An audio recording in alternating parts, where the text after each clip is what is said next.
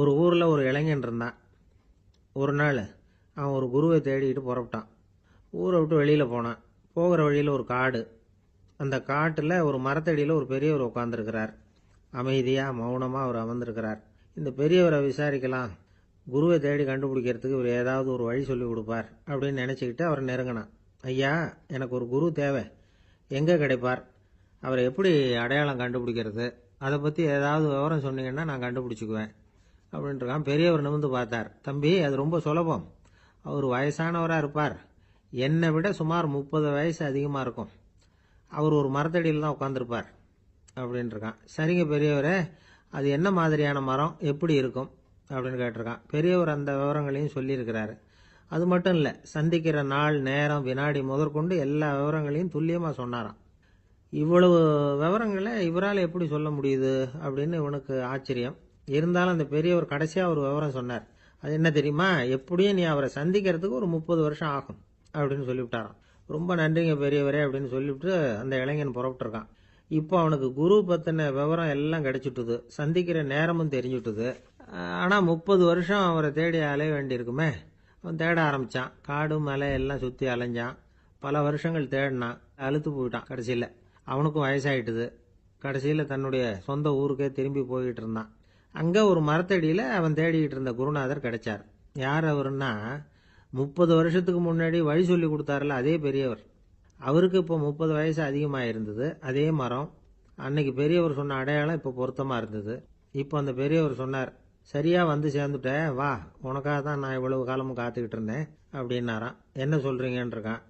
30 வருஷத்துக்கு முன்னாடி என்கிட்ட வந்தியே, அப்போவே என் காலம் வந்து முடிஞ்சு போயிருந்தது. அப்போவே என்ன உனக்கு அடையாளம் தெரியல, அதனால் இவ்வளவு காலம் உனக்காக காத்துட்டு இருக்கும்படி ஆயிட்டுது அப்படின்னாராம். ஐயா, அப்போவே நீங்கள் சொல்லியிருக்கலாமே, இதுதான் 30 வருஷம் கழித்து நீ சந்திக்க போகிற இடம், நான் தான் உன்னுடைய குரு அப்படின்னு சொல்லியிருக்கலாமே அப்படின்ட்டுருக்கான். அந்த பெரியவர் சிரிச்சுக்கிட்டே இதுக்கு பதில் சொன்னாராம். நான் எவ்வளவோ விவரமாக தான் சொன்னேன், நீ சரியாக புரிஞ்சிக்கல. காரணம், அப்போ நீ போதுமான அளவுக்கு பக்குவம் பெற்றிருக்கவில்லை. அதனால் புரியும் சக்தி இல்லாமல் போயிட்டுது. அப்போ 30 ஆண்டு காலம் நீ அலைஞ்சி தெரிஞ்சிருக்கிற, அது காரணமாக இப்போ உனக்கு அந்த பக்குவம் வந்துட்டுது. அதனால தான் அடையாளம் காண முடிஞ்சது, நானே உன்னுடைய குரு அப்படின்னாராம். இதிலிருந்து என்ன தெரியுதுன்னா, ஆன்மீகத்தில் மாணவனாக சேர்றதுக்கு கூட ஒரு பக்குவத்தன்மை தேவைப்படுது. ஒரு பெரிய ஞானி, அவர்கிட்ட சீடனாக இருக்க ஒருத்தன் வந்தான், எதிரில் நின்னான். ஞானி அவனை வெகு நேரம் உற்று பார்த்தார். அப்புறம் சொன்னார், சீடனாக இருக்கிறது ரொம்ப சிரமம்னார். நான் தயாராக இருக்கிறேன்னா. அது இன்னமும் சிரமமாச்சே, இங்கே குருவாக இருக்கிறது மட்டுமே சுலபம் அப்படின்னாராம். அப்படின்னா நான் குருவாகவே ஆயிடுறேன் அப்படின்னானா. இது போலவே இந்த காலத்தில் கதை ஒன்று உண்டு. ஒரு பள்ளிக்கூடத்தில் வகுப்பு ஆசிரியர் மாணவனை திட்டிக்கிட்டு இருந்தார். டேய், நீ 100க்கு 10 மார்க்கு தான் வாங்கிக்கிட்டு இருக்க, இவ்வளவு மோசமாக நீ படித்தா கடைசியில் மாடு மேய்க்கிறது கூட லாய்க்கு இல்லாதவனா ஆயிடுவேன், அதுக்கப்புறம் என்ன செய்ய போகிறேன் அப்படின்னாராம். பையன் தலையை சொரிஞ்சிக்கிட்டே சொன்னானா, சார் அப்படின்னா ஒன்று செய்கிறேன் அப்படின்னானா. இவர் கேட்டிருக்கார், என்ன செய்ய போகிறேன்னு. வேற என்ன சார், உங்களை மாதிரி ஒரு ஆசிரியர் ஆயிடுறேன் அப்படின்னானா. அந்த காலத்தில் அண்ணாமலை ரெட்டியார்னு ஒருத்தர் இருந்தார். அவர் வெங்கனூர் அப்படிங்கிற கிராமத்தில் இருந்தார். அங்கேருந்து விருத்தாசலம் கோவிலுக்கு தவறாமல் போயிட்டு வந்துக்கிட்டு இருந்தார். இடையில வெள்ளாறு. அதில் ஒரு சமயம் வெள்ளம் வந்துட்டுது. இவரால் போக முடியல. அதோட விளைவு, வெங்கனூர்லேயே ஒரு கோவில் கட்டணும் அப்படின்னு முடிவு பண்ணார், சிவாலயம். அந்த சமயத்தில் வடநாட்டில் பஞ்சம். அதனால் அங்கே இருந்த பல சிற்பிகள் தென்னாட்டை நோக்கி வர ஆரம்பித்தாங்க. அவங்க வெங்கனூர் வழியாக வர்றது தெரிஞ்சதும் இவர் போய் பார்த்தார். இங்கே ஒரு கோவில் கட்டணும், அதுக்கு நீங்கள் உதவணும்னார். பஞ்ச காலத்தில் இப்படி ஒரு வாய்ப்பு கிடைச்சதில் அவங்களுக்கும் ரொம்ப மகிழ்ச்சி. உற்சாகத்தோடு ஒத்துக்கிட்டாங்க. ஆலய திருப்பணி ஆரம்பமாச்சு. அவங்களுக்கு வேண்டிய எல்லா வசதிகளையும் இவர் செஞ்சு கொடுத்தார். அவங்களுக்கு எந்த குறையும் இல்லாமல் பார்த்துக்கிட்டார். அது மட்டும் இல்லை, ஒவ்வொரு நாளும் அங்கே வருவார். உங்களுக்கு என்ன வேணும், எது வேணும்னு கேட்பார். ஏதாவது குறை இருந்தால் சொல்லுவாங்க, உடனே தீர்த்து வைப்பார். இவரும் கேட்பார், எந்த குறையாக இருந்தாலும் என்கிட்ட சொல்லுங்க அப்படின்னு சொல்லுவார். அதை தவிர இவராகவே கவனிச்சும் அவங்களுக்கு என்னென்ன தேவைங்கிறத கண்டுபிடிச்சி அதையெல்லாம் கொடுத்துக்கிட்டு இருப்பார். என்ன தேவைன்னாலும் அதை நிறைவேற்றி வச்சுருவார். அந்த சிற்பிகளின் தலைவன் ஒருத்தன், அந்த ஆளுக்கு வெத்தலை பாக்கு போடுறது பழக்கம். இதை தெரிஞ்சுக்கிட்டு அதுக்காகவே ஒரு ஆளை ஏற்பாடு பண்ணார். வேணுங்கிறப்போலாம் நீ வெத்தலை சிவல் மடித்து கொடுக்க வேண்டியது உன் வேலை அப்படின்னு ஒருத்தனை ஏற்பாடு பண்ணிட்டார். இப்படியெல்லாம் செஞ்சதும் அவங்களுக்கும் ரொம்ப உற்சாகம். ரொம்ப பொறுப்பாக சிற்ப வேலைகளை செஞ்சுக்கிட்டு இருக்கிறாங்க. ஒரு நாள் என்னாச்சு தெரியுமா? அந்த சிற்பிகளின் தலைவன் ரொம்ப நுணுக்கமாக ஒரு வேலையை செஞ்சுக்கிட்டு இருக்கிறான். சாரம் போட்டு அது மேலே படுத்துக்கிட்டு அண்ணாந்து பார்த்து உச்சியில் நுணுக்கமான சிற்பங்களை உருவாக்கிக்கிட்டு இருக்கான். சிற்பியின் கவனம் செதறப்படாதுங்கிறதுனால இவர் மெதுவாக சத்தம் போடாமல் கிட்ட போய் நின்று அதை கவனிச்சுக்கிட்டு இருக்கிறார். அந்த சிற்பி வழக்கம் போல வெத்தலை பாக்குக்காக இடது கையை கீழே நீட்டினான். அந்த சமயம் பார்த்து அவருக்கு தாம்பூலம் கொடுக்கறவன் அங்கே இல்லை, எங்கேயோ போயிருக்கிறான். அண்ணாமலை ரெட்டியார் என்ன பண்ணார் தெரியுமா? தனக்காக கொடுக்கப்பட்ட தாம்பூலத்தை வாங்கி சிற்பியின் கையில் கொடுக்குறார். அவன் வாங்கி போட்டுக்கிட்டான். இது என்ன இன்னைக்கு வெத்தலை சீவல் வேற மாதிரி இருக்குது, வாசனை தாம்பூலமாக இருக்குது அப்படின்னு யோசனை பண்ணிட்டு கீழே திரும்பி பார்க்குறார். பார்த்தா ரெட்டியார் மறுபடியும் சிற்பி கை நீட்டும் பொழுது கொடுக்கறதுக்காக தாம்பூலத்தை மடித்து வாங்கி வச்சுக்கிட்டு தயாராக நிற்கிறார். சிற்பிக்கு அதிர்ச்சி. உடனே பொத்துன்னு கீழே குதிச்சான். ஐயா, என்ன இது நீங்களா அப்படின்னா. இவர் சொன்னார், நான் ஒன்றும் தப்பு பண்ணலையே, உன்னுடைய கை புண்ணியம் செஞ்ச கை, கோயில் கட்டுற கை, அந்த கைக்கு தாம்பூலம் கொடுக்கறதுல என்ன தப்பு அப்படின்னாராம். ஏற்கனவே பஞ்சத்தில் அடிபட்டு வந்த எங்களை நீங்கள் ஆதரிச்சதே பெரிய விஷயம். இந்த செயல் என்ன ஒரு பெரிய கடனாளி ஆகிவிட்டுது. ஐயா, எங்களுக்கு உணவு உடை இதை மட்டும் நீங்கள் கொடுத்தா போதும், ஊதியம்னு எதுவும் வாங்க மாட்டோம் அப்படின்னு நானா. அந்த சிற்பி எவ்வளோ வற்புறுத்தியும் எதுவும் வாங்கிக்கலையாம். இந்த செய்தியை தமிழ் தாத்தா டாக்டர் ஊவேசா சொல்லியிருக்கிறார். அந்த காலத்தில் எப்படிப்பட்டவங்கெல்லாம் வாழ்ந்துருக்கிறாங்க பாருங்க. இந்த காலத்தில் ஒருத்தர் கோவில் கட்டினார், வேலை செய்கிற எல்லாருக்கும் சாப்பாடு போடுவார். சிற்ப வேலை செஞ்சுட்டு சாப்பிட வர்ற ஒவ்வொருத்தர் கையையும் அன்பா பிடிச்சு முத்தம் கொடுத்து உள்ளே அனுப்புவார். அந்த கைகளுக்கு நீங்கள் கொடுக்குற மரியாதையாது அப்படின்னு கேட்டாங்க. அடா, அது இல்லைங்க, ஏற்கனவே முதல் பந்தியில் சாப்பிட வந்தவன் மறுபடியும் வர்றானான்னு கண்டுபிடிக்கிறதுக்காக கையை பிடிச்சி மோந்து பார்க்குறேன் அப்படின்னாராம் அவர். அம்மாக்காரங்களுக்கு அடிக்கடி ஏற்படுற கவலை ஒன்று உண்டு. அதாவது குழந்தை சரியாக சாப்பிட மாட்டேங்குதே அப்படிங்கிற கவலை. இவங்கெல்லாம் ஒரு விஷயத்தை நல்லா புரிஞ்சுக்கணும். குழந்தைகள்ங்கிறவங்க பெரியவங்க மாதிரி இல்லை. அவங்க கடிகாரத்தில் மணியை பார்த்துட்டு சாப்பிட்றதுக்கு உட்கார்ற ரகம் கிடையாது. பசிச்சா சாப்பிடுவாங்க, இல்லைன்னா விளையாடுவாங்க அல்லது தூங்குவாங்க. அது புரியாமல் அவங்கள கட்டாயப்படுத்தி அல்லது மிரட்டி சாப்பிட வைக்கிறது ரொம்ப தப்பு. ஒரு 8 மாத குழந்தைக்கு 3 மணி நேரத்துக்கு ஒரு தடவை பசிக்கும். அந்த நேரம் பார்த்து சாப்பாடு கொடுத்தா அடம் பண்ணாமல் அது பாட்டுக்கு சாப்பிட்றோம். அதே குழந்தைக்கு 1 வயசு ஆகிறப்போ 4 மணி நேரத்துக்கு ஒரு தடவை பசிக்கும். இந்த வயசில் இயற்கையாகவே பசி குறைஞ்சிருக்கும். அது புரியாமல் என் குழந்தை முன்னாடி மாதிரி இப்போ சரியாக சாப்பிட மாட்டேங்கிறான் அப்படின்னு சில பேர் டாக்டர்கிட்ட போய் சொல்லிக்கிட்டு இருப்பாங்க. இன்னொரு விஷயம், ஒரு குழந்தைக்கு வயசு அதிகமாகிற வேகத்துக்கு உடம்பு எடையும் அதிகமாகிக்கிட்டே போகாது. உடம்பு எடை அதிகமாகிற வேகம் குறைஞ்சிக்கிட்டே வரும். 6 மாத குழந்தைக்கு ஒரு வாரத்தில் 150 கிராம் எடை கூடும். ஒரு வயசில் வாரத்துக்கு 71 கிராம் எடை கூடும். இது புரியாமல் அதிகமாக சாப்பாட்டை கொடுத்து குழந்தைய கஷ்டப்படுத்தக்கூடாது. ஏன்னா அளவுக்கு மீறின உணவு அஜீரணத்தை உண்டு பண்ணிவிடும். குழந்தைக்கு ஒரு தட்டில் கொஞ்சமாக ஆகாரத்தை வச்சு கொண்டுகிட்டு போய் கொடுக்கணும். மலை மாதிரி குவிச்சு வச்சா அதை பார்த்ததுமே பசி அடங்கி போயிடும். அடித்து மிரட்டி பயமுறுத்தி குழந்தைய சாப்பிட வைக்கிற பழக்கம் இருக்குது பாருங்கள், அதுக்கு ஃபுட் ஃபோர்ஸிங் அப்படின்னு பேர். இப்படி பண்ணுனா குழந்தைக்கு சாப்பாட்டில் விருப்பம் குறைஞ்சிரும், அதை கண்டாவே வெறுக்க ஆரம்பிச்சிடும். அது மாதிரி உளம் சார்ந்த பசி குறைவு, சைக்கோஜெனிக் அனோரெக்சியா, அது ஏற்படுமா. சாப்பாடுங்கிறதே ஒரு தண்டனை மாதிரி தோணும். குழந்தைகளுக்கு பிடிச்ச மாதிரியான ஆகாரத்தை கொடுக்கணும். சத்து அதிகம் இருக்குங்கிறதுக்காக அதுக்கு பிடிக்காத ஆகாரத்தை கொடுத்து கட்டாயப்படுத்தக்கூடாது. குழந்தைகளுக்கு 2 வயசு ஆகிறப்போ இயற்கையாகவே எதிர்மறை குணம் உண்டாகும். அதாவது அந்த எதிர்மறையாக பேசுறது. இது மாதிரி சமயங்களில் நாம் என்ன சொல்கிறோமோ அதுக்கு நேர்மாறாக நடந்துக்கும். ஏட்டிக்கு போட்டி. சாப்பிட சொன்னால் விளையாட போவோம், விளையாட சொன்னால் சாப்பாடு கேட்கும். இதை புரிஞ்சுக்கிட்டு நடந்துக்கணும். குழந்தை சொன்ன பேச்சை கேட்கலேன்னு கோவப்படக்கூடாது. குழந்தை வளர வளர பிடிவாத குணம் வர்றது சகஜம். கேட்டதை வாங்கி கொடுத்தாதான் சாப்பிடுவேன் அப்படின்னு பிடிவாதம் பண்ணும். வாங்கி கொடுத்துடுறது தான் உத்தமம். நீங்களும் அதுகிட்ட பிடிவாதம் பண்ணிகிட்டு இருக்கக்கூடாது. ஏன்னா கேட்டது கிடைக்கலையேங்கிற ஏமாற்றம் கூட குழந்தையோட பசியை குறைச்சிரும். கேட்டது கிடைச்சிட்டா பசி அதிகமாகும். கொடுத்ததை மலமலன்னு சாப்பிட்றோம். குழந்தைகளுக்கு கண்ட கண்ட நேரத்தில் சாப்பிட்றதுக்கு எதையாவது வாங்கி கொடுத்துக்கிட்டு இருந்தால் சாப்பாட்டு நேரத்தில் சாப்பிடாம அடம் பண்ண ஆரம்பிச்சிடும். பள்ளிக்கூடம் போகிற பிள்ளைங்க காலை உணவை சரியாக சாப்பிட மாட்டாங்க. அச்சம், அவசரம், பரபரப்பு இதெல்லாம் தான் காரணம். பள்ளிக்கு புறப்படுறதுக்கு ஒரு 3/4 மணி நேரத்துக்கு முன்னாடியே சாப்பாடு போட்டுருங்க, அது சரியாக போடும். படிக்கிற குழந்தைகள் உடல் சோர்வு, மனச்சோர்வு இது காரணமாக கூட சாப்பிட மறுக்கிறது உண்டு. இப்போ உதாரணமாக சாயந்தரம் விளையாடி விட்டு வீட்டுக்கு வந்ததும் சாப்பிட சொன்னால் வேணாம்பாங்க. இது உடல் சோர்வு. ரொம்ப நேரம் வீட்டு பாடங்களை செஞ்சு முடித்த கையோடு சாப்பிட சொன்னாலும் அவங்களால சரியாக சாப்பிட முடியாது. இது உளச்சோர்வு, அதாவது மனச்சோர்வு. இதை தவிர குழந்தைகளுக்கு உடல் நலக்குறைவு ஏற்பட்டால் கூட சாப்பிட மறுக்கிறது உண்டு. சில மருந்து மாத்திரைகள் கூட பசியை குறைச்சிரும். அதனால் சரியாக தெரிஞ்சுக்கிட்டு குழந்தைகளை சாப்பிட வைக்கணும். அது புரியாமல் கையில் சாப்பாட்டு தட்டை வச்சுக்கிட்டு குழந்தைகளை விரட்டிக்கிட்டு அலையக்கூடாது. ஒரு சின்ன பையன் சொன்னான், எங்கள் அம்மா சாப்பாடு போடுறது தெரிஞ்சால் நான் உடனே வீட்டை விட்டு வெளியில் ஓடி போடுவேன் அப்படின்னா. ஏன் அப்படி பண்ணுறேன்னு கேட்டோம். எங்கள் அப்பா கூட அது மாதிரி தான் சார் பண்ணுவார் அப்படிங்கிறான்.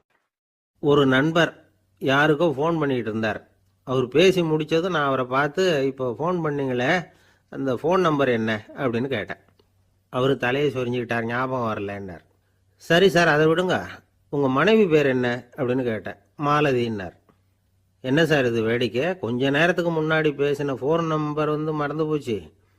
எப்போவோ கல்யாணம் பண்ணிக்கிட்ட மனைவி பேர் மறக்கலை, அதை கரெக்டாக சொல்லிவிட்டீங்களே அப்படின்னு கேட்டேன். அவர் என்னை ஒரு மாதிரியாக பார்த்தார். அவர் அப்படி என்னை பார்த்ததில் ஒன்றும் தப்பு இல்லை. ஏன்னா நாம் எல்லாருமே அப்படித்தானே. ஒரு குறிப்பிட்ட காரியத்துக்காக தொலைபேசியில் ஒருத்தட்ட பேசுகிறோம். அதுக்கப்புறம் அந்த எண் நமக்கு அனாவசியம், அதனால் மறந்துடுறோம். இதுக்கு பேர் தான் தற்காலிக ஞாபகம். ஆனால் மனைவி பேரை மறந்துட முடியுமா? முடியாது. அது அவசியமான ஒன்று. அடிக்கடி அந்த பேரை உபயோகப்படுத்துகிறோம். அதனாலேயும் அது முக்கியங்கிறதுனாலேயும் அதை மறக்கறதில்லை. இதுக்கு பேர் நிரந்தர ஞாபகம். சரி, இந்த தற்காலிக ஞாபகம், நிரந்தர ஞாபகம், இது ரெண்டு ஞாபக அளவுகளையும் கட்டுப்படுத்துறது எது அப்படின்னா மூளைக்குள்ள நடக்கிற மின்சார நடவடிக்கைகள் தான். தற்காலிக ஞாபகம் ஒரு மின்னல் மாதிரி தோன்றி மறையுது. நிரந்தர ஞாபகம் ஒரு படிவம் போல மூளையில் படிஞ்சுடுது. ஒரு சம்பவத்தின் பல பிரதிகள் மூளையில் பல்வேறு பகுதிகளிலேயும் படிகிறதுனால ஒன்று மறைஞ்சாலும் மறந்தாலும் இன்னொன்று மறையறதில்லை. இப்படிப்பட்ட நிலைமையில தான் இந்த தொண்டையில் இருக்கு, வாயில் வரமாட்டேங்குது சார் அப்படிமா.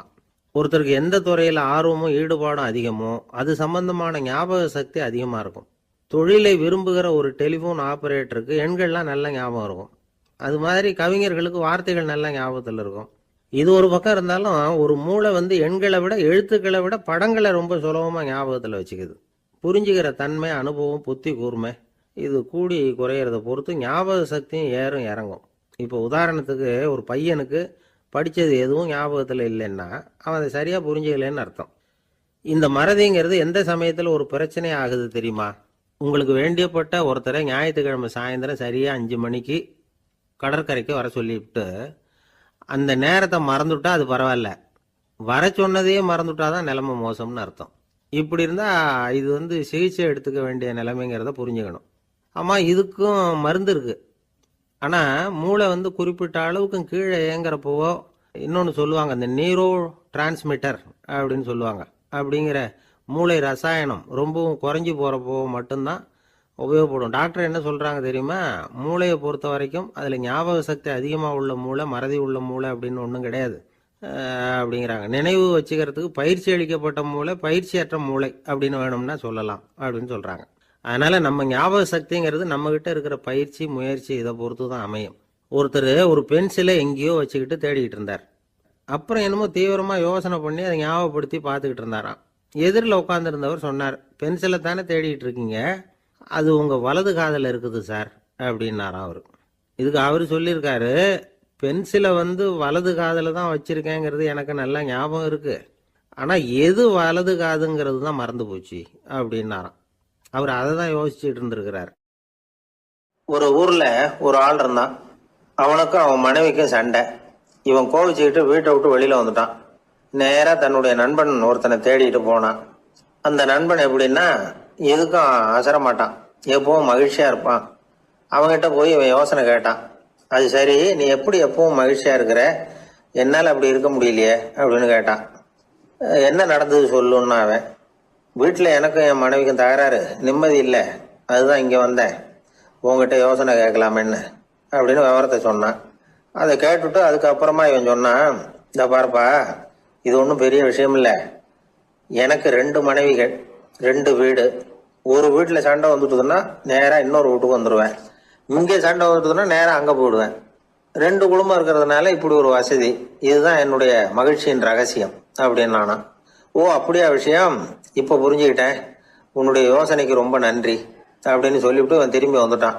அங்கே இங்கே தேடினான். ஒரு வாரத்துக்குள்ள இன்னொரு பொண்ணை தேடி கண்டுபிடிச்சி கல்யாணம் பண்ணிட்டான். இப்போ இவனுக்கும் 2 வீடு ஆயிட்டுது. அதுக்கப்புறம் என்னாச்சு தெரியுமா, இவன் 2வதா கல்யாணம் பண்ணிக்கிட்டு வந்தானே, இந்த செய்தி முதல் மனைவிக்கு தெரிஞ்சு போச்சு. போனான், அது கழுத்தை பிடிச்சி வெளில தள்ளி விட்டு கதவை சாத்தி விட்டுது. இனிமே இந்த பக்கம் வராத, எனக்கு தெரியாம எப்படி நீ இன்னொரு கல்யாணம் பண்ண அப்படின்னு சொல்லி அடிச்சு விரட்டி விட்டுது. இவன் அதனால என்ன பரவாயில்லன்னு 2வது மனைவி வீட்டுக்கு போனான். அங்க பார்த்து, நீ எனக்கு கல்யாணம் பண்றதுக்கு முன்னாடி ஏற்கனவே உனக்கு கல்யாணம் ஆச்சுங்கிற விஷயத்த ஏன் என்கிட்ட சொல்லல அப்படின்னு சொல்லி அதுவும் கழுத்தை பிடிச்சி வெளில தள்ளி விட்டுது. இவன் வீதிக்கு வந்துட்டான். இங்கேயும் போக முடியல, அங்கேயும் போக முடியல. என்ன இது, அவன் சொல்லி கொடுத்த யோசனை ஒன்றும் சரியா வரலையே அப்படின்னு யோசனை பண்ணிக்கிட்டே நடந்தான். வழியில ஒரு பாழடைஞ்ச மண்டபம். சரி, இன்னைக்கு ராத்திரி இங்கேயே படுத்துருவோம், வேற எங்கேயும் போய் படுத்து தூங்க முடியாது, அதான் 2 பேரும் விரட்டி விட்டாங்களே, என்ன பண்றது அப்படின்னு சொல்லி அந்த மண்டபத்துல போய் ஒரு தூண்ல ஓரமா சாஞ்சி உக்காந்தான். அப்போ எதுத்தாப்புல இன்னொரு தூண் ஓரமா யாரோ அசையறது மாதிரி தெரிஞ்சுது, லேசான இருட்டுல. யாரப்பா அது அப்படின்னு கிட்ட போய் பாக்குறான். அப்புறம் தான் தெரியுது, அவன் யாரு தெரியுமா, இவனுக்கு யோசனை சொன்னான்ல 2 கல்யாணம் பண்ணிக்கணும்னு சொல்லி, அவன் அங்க படுத்து கிடக்குறான். டேய் நீ எப்படிடா இங்க வந்த அப்படின்னா, 2 வீட்லயும் சண்டை வந்துட்டுது, அதுதான் இங்க வந்தேன், படுத்து தூங்கலாமேன்னு அப்படின்னா. 2 வீடு இருக்கிறது சௌரியம்னு என்கிட்ட சொன்னியப்பா அப்படின்னா இவன். நான் அப்படி சொன்னதுக்கு ஒரு காரணம் உண்டுன்னா அவன். என்னடா காரணம்னு கேட்டான். அது வேற ஒண்ணும் இல்ல, தினமும் ராத்திரி இல்ல இந்த மண்டபத்துல தனியா படுக்கிறதுக்கு எனக்கு பயமா இருந்தது, எனக்கு ஒரு துணை தேவைப்பட்டது, அதுக்காக தான் உங்ககிட்ட அப்படி ஒரு யோசனை சொன்னேன். இப்ப நீ வந்ததுனால எனக்கு துணை கிடைச்சிட்டுது. இப்ப நம்ம 2 பேரும் துணையா இங்க படுத்துக்கலாம், நீ அந்த தூண்ல சாஞ்சிக்கோ, நான் இந்த தூண்ல சாஞ்சிக்கிறேன் அப்படின்னு சொல்லி படுத்து தூங்க ஆரம்பிச்சிட்டானோ. அதாவது நம்ம வாழ்க்கையில முடிவுகள் எடுக்கிற விஷயத்துல இந்த ஆள் மாதிரி தான் பல பேர் நடந்துக்கிறோம் அப்படிங்கிறார். அதாவது உலக புகழ்பெற்ற மனோதத்துவ மேதை ஸ்காட் பெக் அப்படிங்கிறவர். அதாவது வீட்டுக்கு தேவையான பொருள்கள் வாங்குறதுல இருந்து கல்யாணம் பண்றது, வீடு கட்டுறது வரைக்கும் அடுத்தவங்க பேச்சை கேட்டு வீணா போறவங்க தான் அதிகம். அறிவுரை கேட்கறதுல தப்பு இல்லை, ஆனா அதுக்கப்புறம் அதை பத்தி சரியா சிந்திச்சு பாக்குறது இல்லை, அதுதான் தப்பு. சில பேர் அறிவுரை சொல்றதுலயே ரொம்ப தெளிவா இருப்பாங்க. ஏன் சார் 2 சம்சாரத்தோட குடும்பம் நடத்துறது ரொம்ப கஷ்டமானு கேட்டாராம் ஒருத்தர். அது எனக்கு தெரியாதுங்க அப்படின்னாராம் அவரு. ஏன்னு கேட்டிருக்கார். ஏன்னா எனக்கு 3 சம்சாரம் அப்படின்னாராம் அவர். ஒரு ஆளு வேகமா நடந்து போய்கிட்டு இருந்தான். அவன் வேகமா நடக்கிறதுக்கு காரணம் வெயில் காலம், காலில் செருப்பு இல்லை, மணல் பாதை, அதுதான் வேகம். காலில் செருப்பும் இல்லாம கையில குடையும் இல்லாம அந்த ஆளு வெயில்ல நடந்து போய்கிட்டு இருக்கிறான். அந்த சமயத்துல இன்னொருத்தன் குதிரை மேல ஏறி அந்த வழியா வந்துகிட்டு இருக்கிறான். அவன் காலில் செருப்பும் இருந்தது, கையில குடையும் இருந்தது. நடந்து போய்கிட்டு இருந்தவன் அந்த குதிரை ஆசாமியை பார்த்து கேட்டான், ஐயா நீங்களும் குதிரை மேல உட்காந்துக்கிட்டு போய்கிட்டு இருக்கிறீங்க, அப்படி இருக்கிறப்போ உங்களுக்கு அந்த செருப்பு என்னத்துக்கு, அதை எனக்கு கொடுத்து உதவலாமே அப்படின்னா. குதிரை மேல உட்காந்துருந்தவன் யோசனை பண்ணி பார்த்தான். இவன் சொல்றது நியாயம்தானே அப்படின்னு சொல்லி தன்னுடைய செருப்பை கழட்டி அந்த வழிப்போக்கனுக்கு கொடுத்துட்டான். ரொம்ப நல்லதுங்க அப்படின்னு சொல்லி இவன் அதை வாங்கி காலில் மாட்டிக்கிட்டான். அதுக்கப்புறம் மறுபடியும் இவன் ஆரம்பிச்சான், ஐயா நீங்க குதிரையில் போறதுனால போக வேண்டிய இடத்துக்கு வேகமா போய் சேர்ந்துருவீங்க, அதனால உங்க கையில் அந்த குடை என்னத்துக்கு, நான் நடந்து போயிட்டு இருக்கிறவன் ரொம்ப நேரம் நடக்க வேண்டியிருக்கும் இந்த வெயில்ல, அதனால அந்த குடையையும் எனக்கு கொடுங்களேன் அப்படின்னா. குதிரை வீரன் யோசனை பண்ணி பார்த்தான், இதுவும் நியாயம்தானே அப்படின்னு அவனுக்கு தோணுச்சு. உடனே இறக்கப்பட்டு தன் காலில் இருந்த செருப்பை கொடுத்தது மாதிரியே தன் கையில் இருந்த கொடையையும் இவங்கிட்ட கொடுத்துட்டான். அதுக்கப்புறம் அவன் நிம்மதியாக புறப்பட்டான். இப்போ மறுபடியும் கை தட்டி அவனை நிறுத்தினான். கீழே நின்றுட்டு இருந்தவன், என்னப்பா ஏன் என்ன நிறுத்தின, இன்னும் ஏதாவது வேணுமா உனக்கு அப்படின்னா குதிரையில் இருந்தவன். இவன் மெதுவாக வாயை திறந்து அந்த குதிரையையும் என்கிட்ட கொடுத்துருங்களேன்னா. அந்த குதிரை வீரன் இப்போ ஒரு கணம் யோசனை பண்ணி பார்த்தான். உடனே என்ன பண்ணான் தெரியுமா, தன்கிட்ட இருந்த குதிரை சவுக்கை எடுத்தான். குதிரை சவுக்கால அந்த ஆளை வாங்குவாங்கன்னு வீசி தள்ளிவிட்டான். இவ்வளவு சவுக்கடியும் வாங்கிக்கிட்டு இந்த ஆள் என்ன பண்ணான் தெரியுமா, சிரிக்கிறான். அடி வாங்கிட்டு யாராவது சிரிப்பாங்களா? குதிரை வீரனுக்கு ஒன்றும் புரியல. என்னப்பா அது, ஏன் இப்படி அடி வாங்கிட்டு இப்படி சிரிக்கிறியே அப்படின்னு கேட்டான். இப்போ அந்த வழிப்போக்கன் சொல்றான், ஐயா நான் இப்படி சிரிக்கிறதுக்கு காரணம் இருக்கு. இப்படி குதிரை கேட்டு உங்ககிட்ட அடி வாங்கலைன்னு வச்சுக்கோங்க, என் உயிர் உள்ள வரைக்கும் மனசுல ஒரு தவிப்பு இருந்துகிட்டே இருக்கும். செருப்பையும் கொடையையும் கேட்ட உடனே கொடுத்தவன் குதிரையையும் கேட்டிருந்தா கொடுத்துருப்பானோ அப்படிங்கிற பேராசையில ஏங்கிக்கிட்டே இருந்திருப்பேன். இப்போ உங்ககிட்ட அடி வாங்கின பிறகு என்னுடைய அந்த சந்தேகம் தீர்ந்து போச்சு.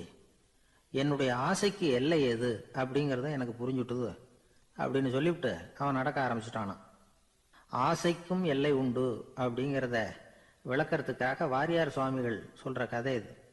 இந்த காலத்திலயும் ஒருத்தன் அது மாதிரி கொடை செருப்போட குதிரையில போய்கிட்டு இருந்தான்.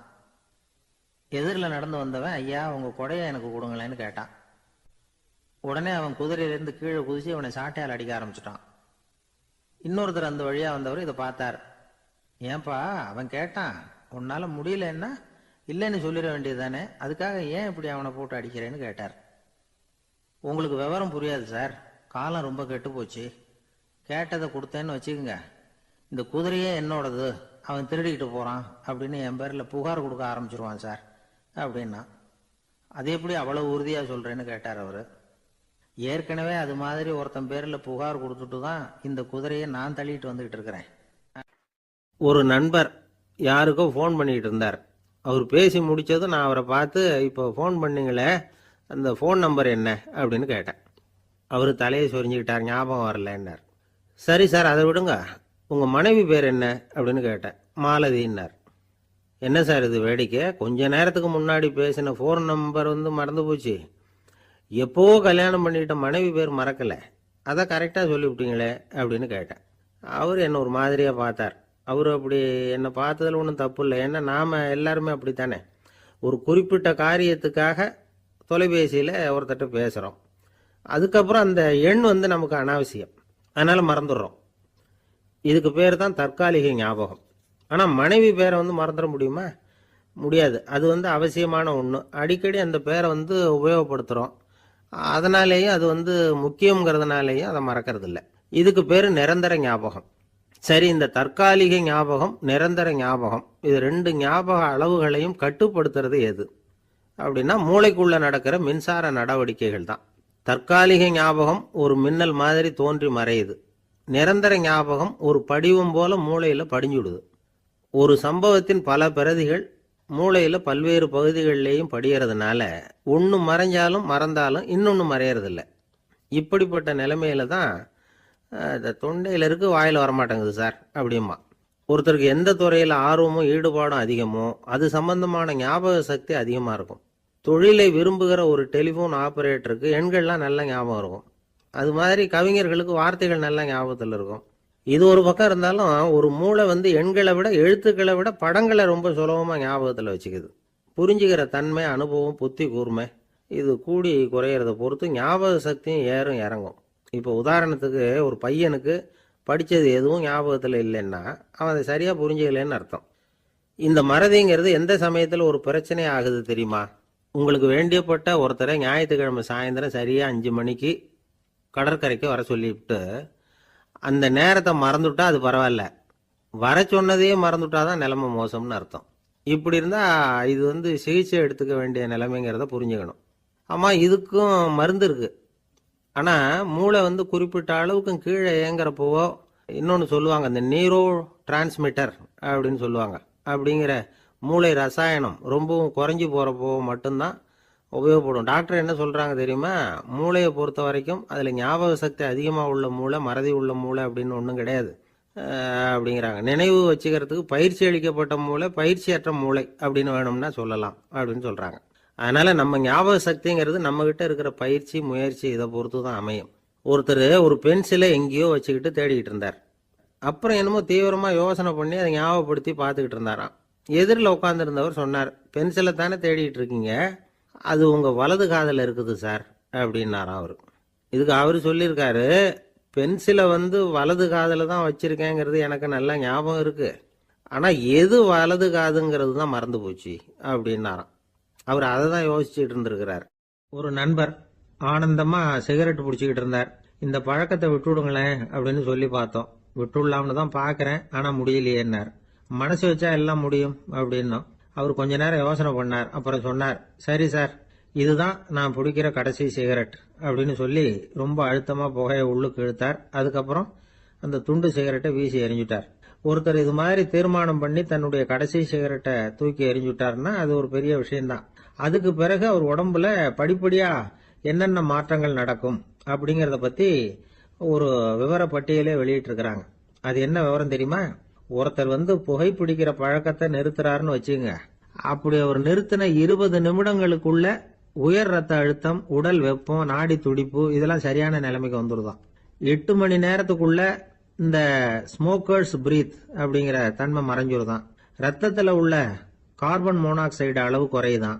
ஆக்சிஜன் அளவு கூடுதான். சரியான அளவுக்கு வந்துருதான். ஒருத்தர் கடைசி சிகரெட்டை தூக்கி எறிஞ்சுட்டாருன்னா 24 மணி நேரத்துக்குள்ள மாரடைப்பு ஏற்படுறதுக்கான வாய்ப்பு குறைஞ்சுடுதான். 48 மணி நேரத்துக்குள்ள உணர்வு நரம்புகளின் முனைப்பகுதிகள் மறுபடியும் ஒன்று சேர்ந்துருதான். அதனால நாக்கு சுவை உணர்வு, மூக்கின் முகரும் சக்தி இதெல்லாம் மேம்படுதான். நல்ல நிலைமைக்கு வந்துருதான். சிகரெட்டை நிறுத்தின 3 நாளுக்குள்ள மூச்சு விடுறது சுலபமாயிடுதான். இப்படி அவங்க பட்டியல் நிறைய சொல்றாங்க. 2 அல்லது 3 மாசத்துக்குள்ள என்ன ஆகும் தெரியுமா? ரத்த ஓட்டம் மேம்படுது, நடக்கிறது சுலபமாயிடுது. நுரையீரல் கொள்ளளவு 30% அதிகரிக்குது. 1 இருந்து 9 மாசத்துக்குள்ள சுவாச குறைபாடுகள் நீங்குது. நுரையீரல்ல இருக்கக்கூடிய இந்த அசுத்தம் வடிகட்டும் திசுக்கள் சரியா வேலை செய்ய ஆரம்பிச்சிருது. 1 வருஷத்துக்குள்ள இந்த இதய அழுத்த நோய்க்கான வாய்ப்பு பாதியா குறைஞ்சிருது. இந்த சிகரெட்டை நிறுத்தின 5 வருஷத்துக்குள்ள ஒரு நாளைக்கு 1 பாக்கெட் சிகரெட் பிடிக்கிறவர்கள்ல நுரையீரல் புற்றுநோயினால சாகிறவர்கள் எண்ணிக்கை பாதியா குறைஞ்சிருது. புற்றுநோய் செல்கள் சீரமைக்கப்படுது. ஆக ஒருத்தர் புகைக்கிறத விட்டுணும்னு தீர்மானம் பண்ணி தன் கையில இருக்கிற சிகரெட்டை இதுதான் கடைசின்னு சொல்லி தூக்கி எறிஞ்சுட்டா அதுக்கப்புறம் படிப்படியா இவ்வளவு நன்மைகளும் மாற்றங்களும் ஏற்படுறதாக இந்த அமெரிக்கன் கேன்சர் சொசைட்டி தெரிவிச்சிருக்குது. அதனால புகைப்பழக்கம் உள்ளவங்க இதெல்லாம் கொஞ்சம் யோசிச்சு பார்த்து அந்த பழக்கத்தை விட்டு விடுறது ரொம்ப நல்லது. ஆனா அதையெல்லாம் நாம சொன்னா யாரு கேட்கறாங்க? என்னுடைய நண்பர் ஒருத்தர் புகைப்பழக்கம் உள்ளவர். அவர் என்கிட்ட சொன்னார், சார், சிகரெட் பிடிக்கிற பழக்கத்தை விட்டு விடுறது என்னை பொறுத்த வரைக்கும் ஒன்றும் பெரிய கஷ்டமான செயல் இல்லை, அது ரொம்ப சுலபம் அப்படின்னார். எப்படி சொல்றீங்கன்னு கேட்டேன். நான் ஏற்கனவே 20 தடவை அந்த பழக்கத்தை விட்டுருக்கேன் சார் அப்படின்னா. ஒரு ரயில் போய்கிட்டு இருக்கு. அதுல ஒரு பெரியவர் பிரயாணம் பண்ணிட்டு இருக்கிறார். எதிரில் ஒரு பெரிய அதிகாரி, IAS ஆபீசர் உட்கார்ந்துருக்கிறார். 2 பேருக்கும் முன்ன பின்ன அறிமுகம் இல்லை. அவர் வேற யாரோ, இவர் வேற யாரோ. ஒரே ரயில்ல பிரயாணம் பண்ணிட்டு இருக்கிறாங்க. அதுவும் எதிர்த்த இருக்கையில ஏதோ ஒரு நகரத்துல வண்டி நின்னுது. 2 பேரும் கீழே இறங்கினாங்க. பெரியவர் ஒரு ட்ரங்க் பெட்டியோட கீழே இறங்கினார். அந்த அதிகாரி கையில ஒரு சின்ன பெட்டி. அவர் அந்த சின்ன பெட்டியை கீழே வச்சுட்டு கூலி கூலின்னு கத்திக்கிட்டு இருந்தார். இந்த பெரியவர் பார்த்தார். ஐயா, இந்த பெட்டி மட்டும்தானா, இல்ல இன்னும் ஏதாவது இருக்குதா அப்படின்னு விசாரிச்சார். இப்ப அதிகாரி சொன்னாரு, இல்லைங்க, இது மட்டும்தான் அப்படின்னு சொன்னார்.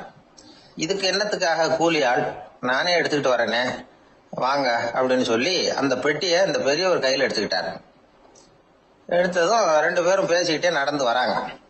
இப்ப பெரியவர் சொன்னார், இப்ப உள்ள நாகரிகம் எப்படி இருக்குன்னா, சுமை கால் பணம், சும கூலி முக்கால் பணம் அப்படிங்கிற மாதிரி இருக்கு. பணத்தை வீணாக்கிறதோட இது கௌரவம்னு வேற நினைக்கிறாங்க அப்படின்னார். அவர் சொல்றது சரிதான். 10 ரூபாய் மதிப்புள்ள ஒரு சுமைய 30 ரூபா கொடுத்து தூக்கிட்டு போவோம். நாமே அதை தூக்கினா நமக்கு கௌரவ குறைச்சல் அப்படின்னு நினைப்போம். இதுதான் நம்ம நிலைமை. ஆனா அந்த பெரியவர் என்ன சொன்னார் தெரியுமா? நீங்க எங்க போகணுமோ அது வரைக்கும் நானே இதை எடுத்துட்டு வரேன் அப்படின்னார். அந்த அதிகாரி பக்கத்துல உள்ள ஒரு ஹோட்டல் வரைக்கும் போனார். பெரியவரும் அங்க கொண்டுட்டு போய் பெட்டியை வச்சார். உடனே அந்த பெரிய அதிகாரி அவருக்கு பணம் கொடுக்கறதுக்காக பர்ஸ் எடுத்தார்.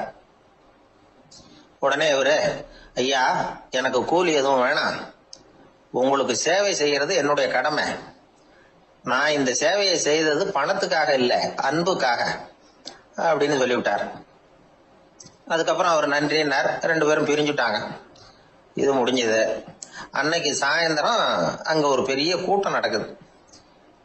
இந்த அதிகாரியும் அந்த கூட்டத்துக்கு போறார். மக்கள் கூட்டம் ரொம்ப அதிகம். அதனால இந்த அதிகாரியும் ஒரு ஓரமா உட்காந்துக்கிட்டார். அப்புறம் கொஞ்ச நேரத்துல இந்த முக்கிய விருந்தினர் பேசுறதுக்காக வரார் மேடைக்கு. மேடையில இருந்த பெரியவங்க எல்லாம் எழுந்திருச்சு நின்று அவருக்கு மாலை போட்டு மரியாதை செய்யறாங்க. எங்கேயோ ஒரு மூலையில உட்கார்ந்து இருந்தாரு அதிகாரி. அவரு இதை கவனிச்சார். அவருக்கு ரொம்ப ஆச்சரியம், அதிர்ச்சி. ஏன்னா அங்க பேச வந்த முக்கிய விருந்தினர் வேற யாரும் இல்ல, இன்னைக்கு காலையில இவர் பெட்டியை தூக்கிட்டு வந்தாரு பெரியவர், அவர்தான். சரி, அந்த பெரியவர் யார் தெரியுமா? அவர்தான் ஈஸ்வர சந்திர வித்யாசாகர். கூட்டம் முடிஞ்சது, அதிகாரி அவரை தேடி ஓடினார். அவர் கைகளை பிடிச்சுக்கிட்டார். ஐயா, என்ன மன்னிச்சுருங்க அப்படின்னாரு. அப்புறம் சொன்னார், அகங்காரம்ங்கிற கெட்ட புத்தி தான் உண்மைய கண்கள்ல இருந்து மறைக்குது. அகங்காரம் தான் மனுஷனை அழிக்குது. நீங்க ரொம்ப பெரிய மனிதர், இருந்தாலும் மனித தன்மையோட நடந்துக்கிறீங்க. இந்த அன்பு, தயவு, பொறுமை இதெல்லாம் இல்லைன்னா மனிதனாக இருக்கிறதுல என்ன பிரயோஜனம் அப்படின்னு சொல்லிவிட்டு அந்த அதிகாரி போனாராம். மனித தன்மைன்னா என்ன அப்படிங்கிற கேள்விக்கு இந்த பெரியவர் ஒரு உதாரணம். இப்பெல்லாம் அப்படியா இருக்கிறாங்க? ஒரு பெரியவர் ஒரு பெட்டியை தூக்கிட்டு வந்துகிட்டு இருக்கிறார். ஒரு இளைஞன் ஓடி வந்தான். கொடுங்க சார், நான் தூக்கிட்டு வரேன்னா. கொடுத்தார். வாங்கி தலையில வச்சுக்கிட்டான். அப்புறம் சொன்னான், அடுத்தவங்க சிரமப்படக்கூடாதுங்கிறது என்னுடைய கொள்கை அப்படின்னா. அது நல்லதுதான் அவரு. கடைசியில பெட்டியை கொடுத்தான். வாங்கிட்டு பரிசை திறந்தார் பணம் கொடுக்கறதுக்காக. வேணாங்க அப்படின்னு விட்டான் அந்த இளைஞன். ஏன்? நான் சொன்னேன் அடுத்தவங்க சிரமப்படக்கூடாதுங்கிறது என்னுடைய கொள்கைன்னு. அதனால உங்களுக்கு சிரமம் கொடுக்கக்கூடாதுங்கிறதுக்காக வரும்பொழுது நானே உங்க பரிசை எடுத்து வேணுங்கிற பணத்தை எடுத்துக்கிட்டு திருப்பி உங்க பாக்கெட்லயே போட்டுட்டேன் அப்படின்னா. இப்படி இருக்குது இந்த காலம். அதனால வாழ்க்கையில அன்பு, தயவு, பொறுமை இதெல்லாம் ரொம்ப அவசியம் அப்படிங்கறத நாம புரிஞ்சுக்கணும். ஒரு காட்டுல ஒரு நரி இருந்தது. ஒரு நாள் காலை நேரம் அது தன்னுடைய இருப்பிடத்திலிருந்து வெளியில வந்தது. கொஞ்ச தூரம் நடந்து வந்தது. அப்பதான் அது தன்னோட நிழலை கவனிச்சு பார்த்தது. பார்த்தா அது ரொம்ப நீளமா பெருசா இருக்குது. காலை நேரத்துல நிழல் அப்படித்தானே இருக்கும். ஆனா அந்த நரிக்கு அந்த விஷயம் தெரியல. தன்னுடைய நீண்ட பெரிய நிழலை பார்த்து ஆச்சரியப்பட்டது. ஆஹா, நாம இவ்வளவு பெருசாவா இருக்கிறோம் அப்படின்னா என்னுடைய காலை சாப்பாட்டுக்கு ஒரு யானை இல்லைன்னா ஒரு ஒட்டகம் கிடைச்சாதான் சரியா இருக்கும் போல இருக்கு அப்படின்னு முடிவு பண்ணிக்கிட்டது. உடனே ஒரு யானை அல்லது ஒட்டகத்தை தேடி அலைஞ்சது, எங்க கிடைக்கும்னு. கிடைக்கவே இல்லை. மத்தியானம் 12 மணி ஆயிட்டுது. பசியோட அலையுது. இப்ப தன்னோட நிழலை பார்த்தது. அது மத்தியான நிழல் எப்படி இருக்கும்? அது ரொம்பவும் குறுகி போய் தெரிஞ்சது. உடனே அந்த நரி என்ன நினைச்சுக்கிட்டு தான் தெரியுமா? காலை ஆகாரம் சாப்பிடாததுனால நம்ம உடம்பு இப்படி அழிச்சு போட்டுதே அப்படின்னு நினைச்சுக்கிட்டு தான். கொஞ்ச நேரம் கழிச்சு மறுபடியும் தன்னுடைய நிழலை பார்க்குது. அது இன்னமும் குறுகி போய் காலடியிலேயே வந்துட்டுது. அதுக்கு பயமா போயிடுது. ஐயையோ, இன்னும் கொஞ்ச நேரத்துல நாம இறந்துருவோம் போல இருக்க. இப்ப என்ன செய்யறது? இந்த சமயத்துல ஒரு எறும்பு கிடைச்சா கூட போதும், அதை நம்ம காலை ஆகாரமா நினைச்சு சாப்பிட்டுள்ளாமே அப்படின்னு நினைச்சுதான். நம்முடைய நிழல் கூட நம்மள மாதிரியே தான் அடிக்கடி மாறிக்கிட்டே தான் இருக்குது. அது எப்பவும் ஒரே மாதிரி இருக்கிறது இல்ல. மனிதனுக்கு ஏற்படுகிற தன்முனைப்பு இருக்கு பாருங்க, ஈகோ, அது கூட ஒரு நிழல் மாதிரி தானா. அப்படி நினைக்க ஆரம்பிச்சுட்டா அதனால ஏதும் பிரச்சனை வராதான். தன்முனைப்பை நிழல் போலவே ஏற்றுக்கொள்ளுங்கள் அப்படிங்கிறது பெரியவங்க கருத்து. ஒரு காரியத்தை வெற்றிகரமா நல்ல விதமா செஞ்சு முடிக்கிறோம்னு வச்சுக்கோங்க. அந்த சமயத்துல ஒரு வித நுட்பமான தற்பெருமை நமக்குள்ள உண்டாகுது. இது இயற்கையானது. அதனால இது மேல பற்று வைக்கக்கூடாது. அப்படி வைக்க ஆரம்பிச்சுட்டா அந்த தற்பெருமை ஒரு நிரந்தர விருந்தாளியா நம்ம கிட்ட தங்கிக்கும். நம்ம நிழல் எப்படின்னு பாருங்க. நாம நடக்கும் பொழுது நம்ம பின்னாடியே வரும். தன்முனைப்பையும் அப்படியே நினைச்சுக்குங்க. நிழல் யாருக்கும் எந்த பிரச்சனையையும் உண்டாக்குறது இல்லை. ஆனா அந்த நிழலை கண்டே நாம பயப்பட ஆரம்பிச்சுட்டா நாம எதுலையும் வெற்றி காண முடியாது. நிழலோட சண்டை போடக்கூடாது. அது மாதிரி தன்முனைப்போடவும் நாம சண்டை போட வேண்டியதில்லை. இல்லாத ஒன்றோடு சண்டை போடுறது எப்படின்னா அது இருட்டோட சண்டை போடுறது மாதிரி. நாம நிழல் கிடையாது. நம்ம கிட்ட இருக்கிற தன்முனைப்பு ஒரு நிழல். நம்ம நிழலையும் நமக்கு சமமா பாக்குறோம் பாருங்க, அங்கதான் சிக்கலே ஆரம்பம். இப்போ நாம நடந்து போய்கிட்டு இருக்கிறோம். நம்ம நிழல் தரையில விழுது. யாரோ ஒருத்தர் நம்ம நிழல் மேல காலை வச்சு நடந்து போறார். உடனே அவர்கிட்ட சண்டைக்கா போறோம், ஏண்டா என் நிழலை மிதிச்ச அப்படின்னு. நமக்கு தெரியும் அது நிழல் தாங்கிறது. அவர் உங்க மேல நடக்கல, உங்களுடைய நிழல் மேலதான் நடக்கிறார். அது மாதிரி உங்க தன்முனைப்பின் மேல யாராவது நடந்தா உங்களை அவமானப்படுத்துறதா நினைக்கிறீங்க. காரணம், நாமளும் நம்ம தன்முனைப்பும் ஒண்ணுங்கிற நினைப்பு தான் காரணம். மற்றபடி வேற ஒண்ணும் கிடையாது. நம்ம நிழல் மேல நடக்கிறவர் நம்மளை காயப்படுத்துறது இல்லை. தன்முனைப்பை வேண்டாத ஒன்னாவும் பார்க்க வேண்டியதில்லை. அது இயற்கை. நிழலை உங்க முன்னாடி வைக்க வேணாம், அது உங்க பின்னாடியே இருக்கட்டும். நிழலின் நிழலாகி விடாதீர்கள், நீங்கள் நீங்களாகவே இருங்கள். இதுதான் சான்றோர் சிந்தனை. ஒரு பேருந்துல ஒரே நெரிசல். ஒருத்தர் பக்கத்துல நின்றுகிட்டு இருந்தவர்கிட்ட ரொம்ப பணிவா விசாரிச்சார், ஏன் சார் நீங்க ஏதாவது பெரிய உத்தியோகத்தில் இருக்கிறீங்களா அப்படின்னார். அப்படிலாம் ஒன்றும் இல்லைங்கன்னார் அவரு. அப்படின்னா வேற ஏதாவது அரசியல்ல பெரிய பதவியில் இருக்கிறீங்களா அப்படின்னு கேட்டார். அதுவும் இல்லைங்கன்னார். சரி, பணமாவது அதிகமாக வச்சிருக்கீங்களா அப்படின்னு கேட்டார். அப்படிலாம் ஒன்றும் கிடையாது சார்னார் அவரு. அப்புறம் எதுக்குடா என் காலை மிதிச்சுக்கிட்டு இருக்கிற, எடுறா காலை அப்படின்னாராம் இவர். ஒரு ஊர்ல ஒரு பெரியவர் இருந்தார். அவரு ஒரு குரு. அவர் தொடர்ந்து தியான கூட்டங்கள் நடத்துவார். அந்த கூட்டத்துல கலந்துக்கிறதுக்காக பல ஊர்கள்ல இருந்து சீடர்கள் நிறைய பேர் வருவாங்க போவாங்க. ஒரு நாள் அங்க கூட்டம் நடந்துகிட்டு இருக்குது. அந்த சமயத்துல சீடர்கள்ல ஒருத்தன் என்னத்தையே திருடி விட்டான். மற்ற சீடர்கள் அதை கவனிச்சுட்டாங்க. இவன் ஆப்பிட்டுக்கிட்டான். கூட்டம் முடிஞ்ச பிற்பாடு இவன் திருடின விஷயத்த அந்த பெரியவர்கிட்ட போய் சொன்னாங்களாம். அவர் கவனத்துக்கு கொண்டுகிட்டு போனாங்க. ஆனா அவர் இத காதலே போட்டுக்கல, கண்டுக்கவே இல்லை. போய் சொன்ன சீடர்களுக்கெல்லாம் ஏமாத்தமா போயிட்டுது. என்ன இது, இவ்வளவு தூரம் நாம கண்டுபிடிச்சு போய் சொல்றோம், அவரு கண்டுக்கவே மாட்டேங்கிறாரே அப்படின்னு ஒரு மாதிரி ஆயிட்டாங்க. இருந்தாலும் அதை பத்தி ஒண்ணுமே சொல்லிக்கல, பேசாம இருந்துட்டாங்க. கொஞ்ச நாள் ஆச்சு. அதே ஆளு மறுபடியும் ஒரு திருட்டுல மாட்டிக்கிட்டான். சீடர்கள் மறுபடியும் அந்த குரு கிட்ட விஷயத்த சொன்னாங்க. அவர் அப்பவும் வழக்கம் போல சும்மாவே இருந்துட்டார். இவர் இப்படி இருக்கிறத பார்த்ததும் அந்த சீடர்களுக்கு கோபம் வந்துட்டுது. உடனே அந்த சீடர்கள்லாம் ஒண்ணு கூடி பேசினாங்களாம். எல்லாருமா சேர்ந்து ஒரு விண்ணப்பம் தயார் பண்ணாங்க. அதை குருநாதர்கிட்ட கொண்டுட்டு போய் கொடுத்தாங்க. அந்த விண்ணப்பத்துல இவங்க என்ன எழுதியிருக்கிறாங்க தெரியுமா?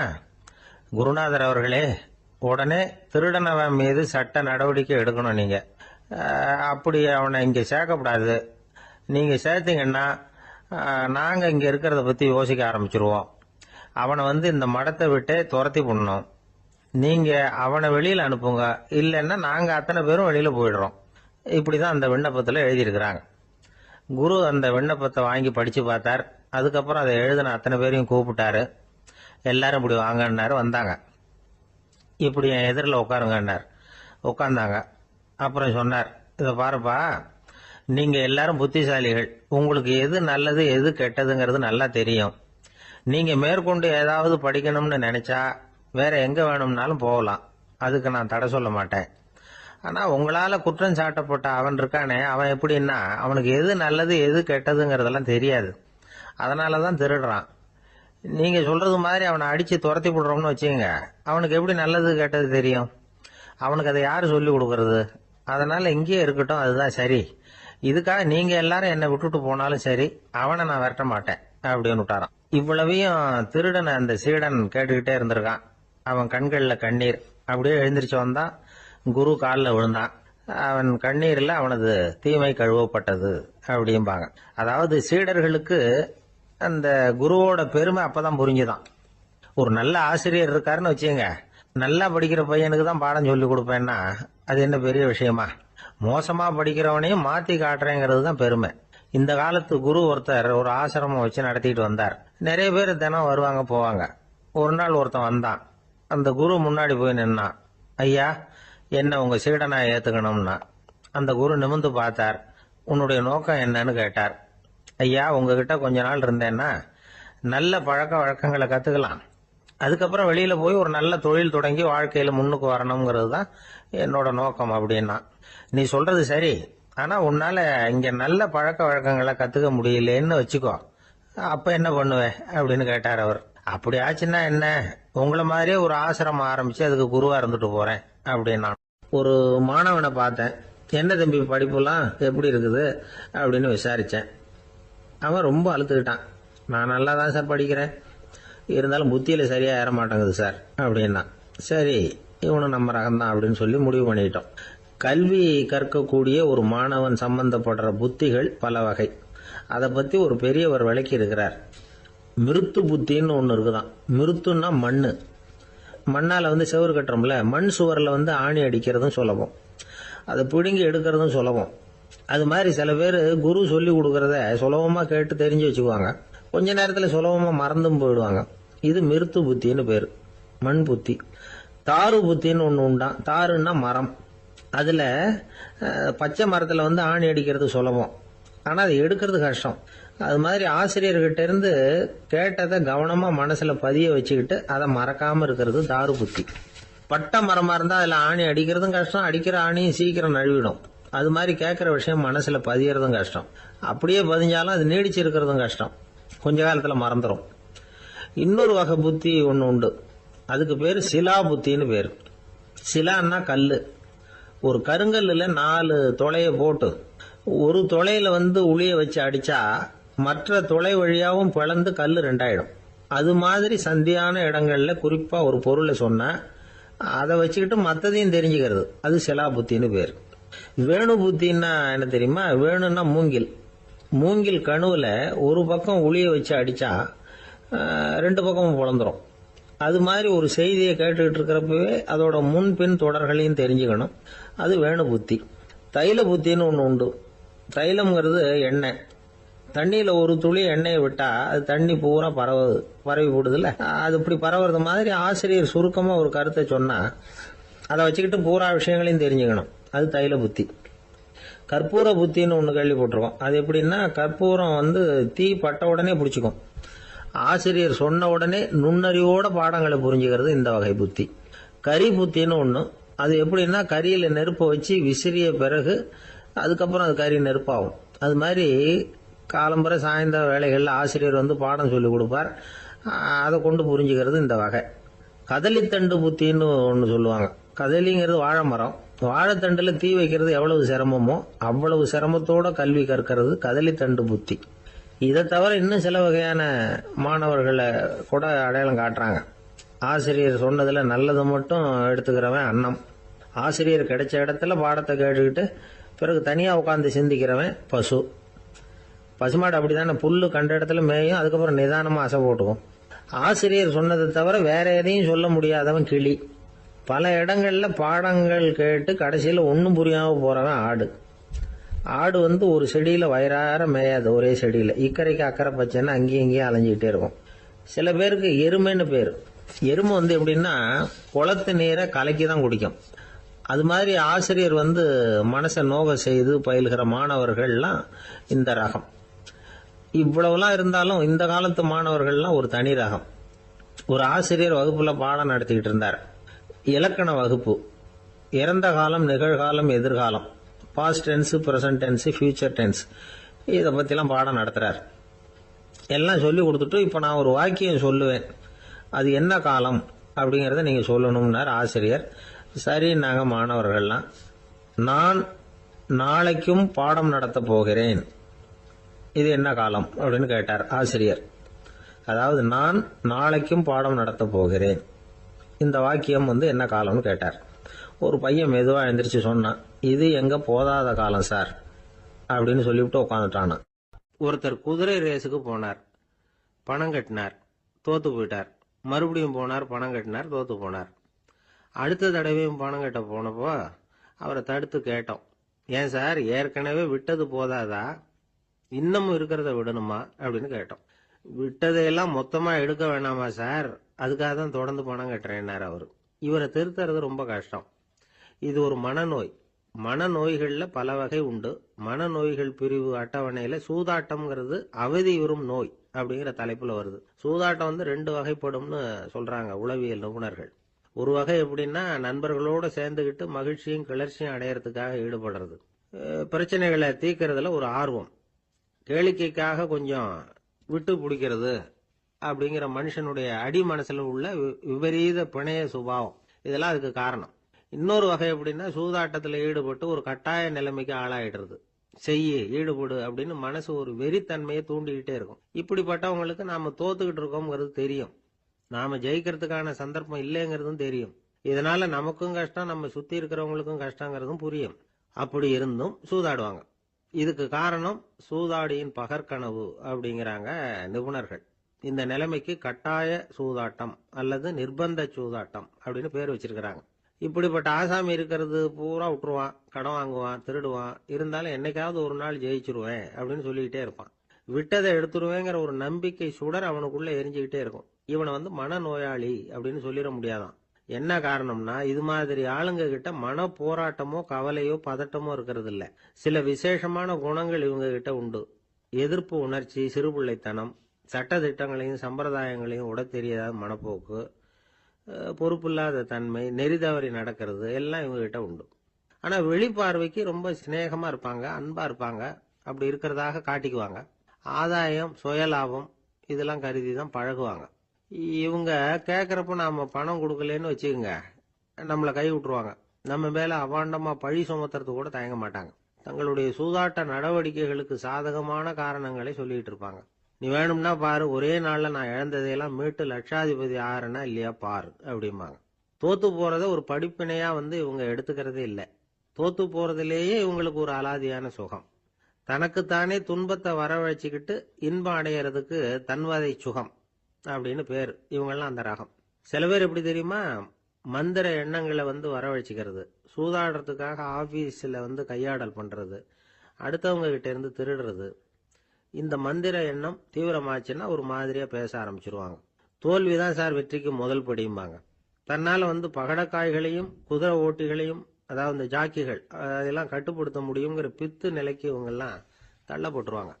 சில சூதாடிகள் ஆராய்ச்சி பார்த்ததுல என்ன தெரிய வந்தது தெரியுமா, அவங்கெல்லாம் குழந்தை பருவத்துல அன்புக்காக ஏங்கினவங்களாம், புறக்கணிக்கப்பட்டவங்களாம், உதவிகளை பெற முடியாதவங்க, இப்படிலாம் இருந்திருக்கிறாங்க.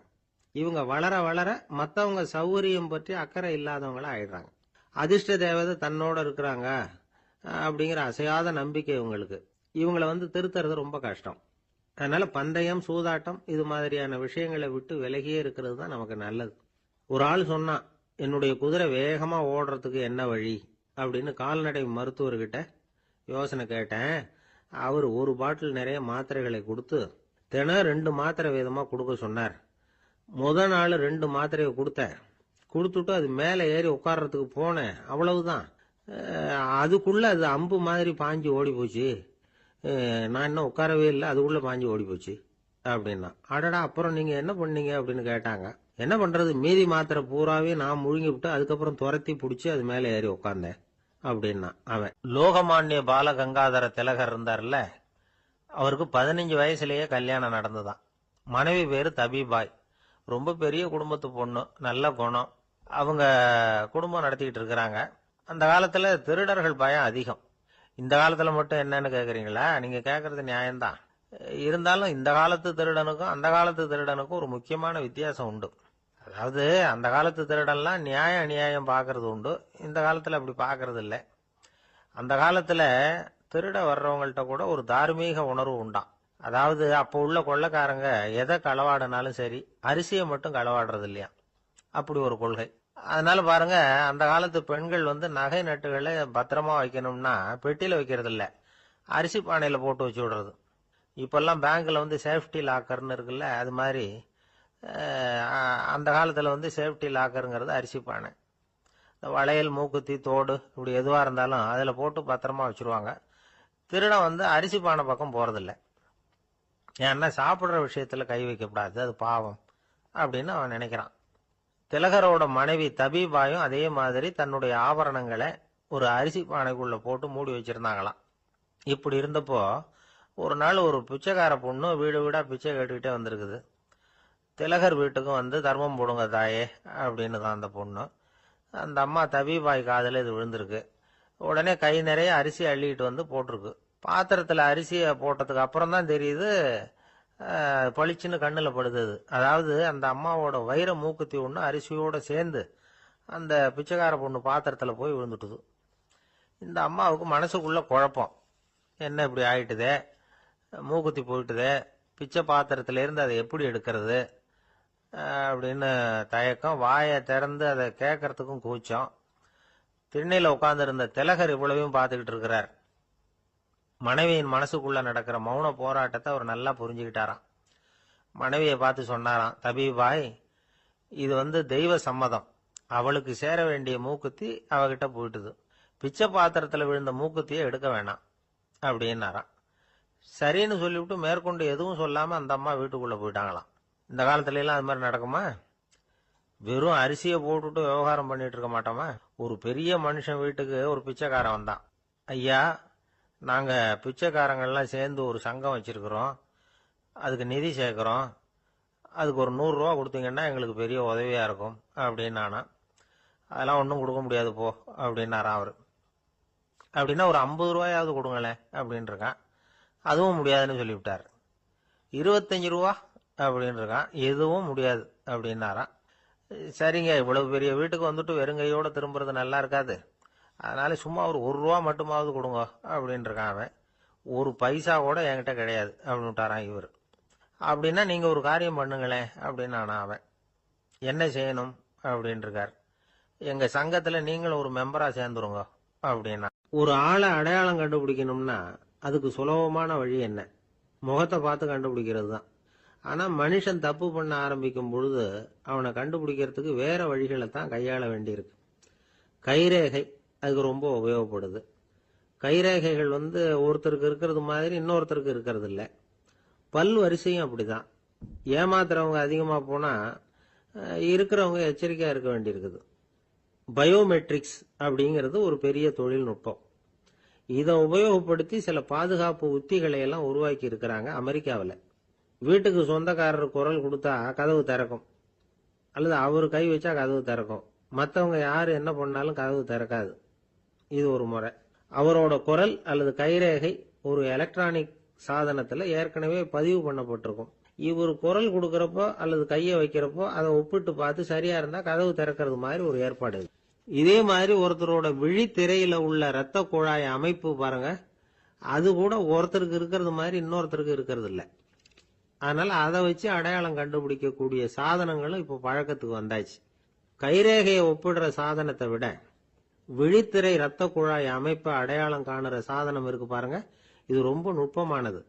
இது நம்ப தகுந்தது. ஒரு ஆளை அடையாளம் கண்டுபிடிக்கிறதுக்கு இது எடுத்துக்கிற நேரம் 1 வினாடி தான். ஒரு கருவி இருக்கும், அதுல உள்ள ஒரு சிறு துளையில கண்ணை வச்சு பார்க்கணும்.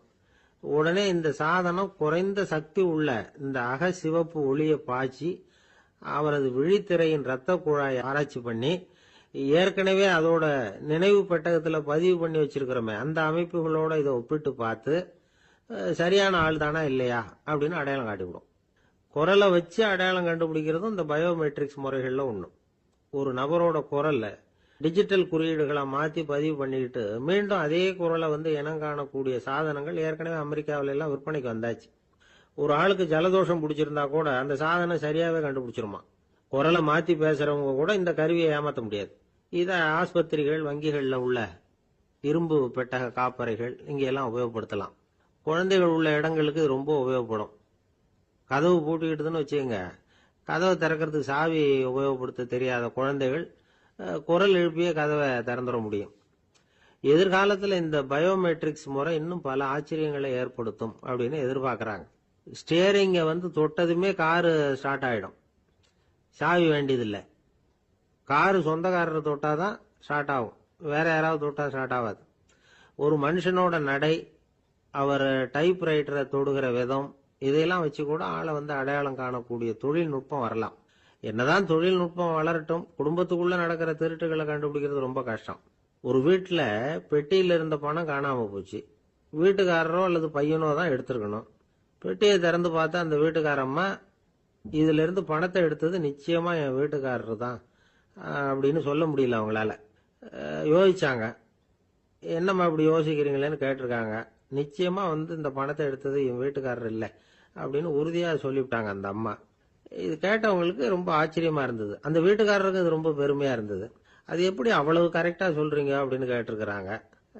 அப்ப அந்த அம்மா சொல்லிச்சான், பெட்டியில இன்னும் கொஞ்சம் பணம் மிச்சம் இருக்குது, இவர் எடுத்திருந்தாருன்னா அப்படி மிச்சம் வச்சிருக்க மாட்டார், அதனாலதான் அப்படி சொன்னேன் அப்படின்னாங்க. அந்த காலத்துல எல்லாம் படிக்கிறதுங்கிறது எப்படி தெரியுமா? குருகுல வாசம் செஞ்சு படிக்கணும். ஆசிரியருங்கிறவர் ஆசிரமத்துல இருப்பார். அங்க போய் அவருக்கு தொண்டுகள் செய்யணும். துணிகள்லாம் துவைச்சு போடணும். தூங்கும்போது காலை பிடிச்சி விடணும். புழுக்கமா இருந்தா விசிறி மட்டை எடுத்து விசிறணும். அப்படியே அப்பப்ப அவர் சொல்லி கொடுக்குற பாடத்தையும் கத்துக்கணும். அவர் சொல்லி கொடுக்குற பாடங்களை ஓலைச்சுவடிகள்ல எழுதிக்கணும். இதுதான் குருகுல வாசம்ங்கிறது. இப்ப மாதிரிலாம் கிடையாது. ஆக குருகுல வாசம்ங்கிறது மனசையும் பண்படுத்தும், அறிவையும் பண்படுத்தும். அப்படி ஒரு பயிற்சி அது. அந்த காலத்துல பஞ்சபாண்டவர்கள் ஒரு குருகுலத்துல படிக்க போனாங்களாம். ஏற்கனவே அங்க ஒரு 15 பேர் இருந்திருக்கிறாங்க. இவங்களையும் சேர்த்து மொத்தம் 20 பேர். எல்லாரும் ரொம்ப ஆர்வத்தோட அங்க தங்கி படிச்சுக்கிட்டு இருக்கிறாங்க. 2 வருஷம் ஓடி போச்சு. எல்லாரும் ஊருக்கு திரும்ப வேண்டிய நேரம். ஆசிரியர் ஒவ்வொருத்தரா கூப்பிட்டார். இது வரைக்கும் என்ன கத்துக்கிட்ட அப்படின்னு கேட்டார். அவங்க தாங்கள் எழுதி வச்சிருந்ததை சொன்னாங்க, கத்துக்கிட்டதை சொன்னாங்க. அங்க படிக்க வந்தவங்க எல்லாருமே புத்திசாலிகள். அது மட்டும் இல்ல, பல பேர் அரச குடும்பத்தை சேர்ந்தவங்க, இளவரசர்களாக வேற இருக்கிறவங்க. அதனால அவங்க கிட்ட அபாரமான கல்வி அறிவை எதிர்பார்த்தார். ஒருத்தன் வந்தான், தான் எழுதி வச்சிருந்த சரித்திர பாடம் பூராவையும் படிச்சு காட்டினான். இன்னொருத்தன் வந்தான், தான் எழுதி வச்சிருந்த பூகோள பாடம் பூராவையும் படிச்சு காட்டினான். இப்படி ஒவ்வொருத்தரா அவங்க படிச்சது என்னங்கிறத படிச்சு காட்டிட்டு போனாங்க. கடைசியா தர்மர் வந்தார். பேசாம நிக்கிறார்.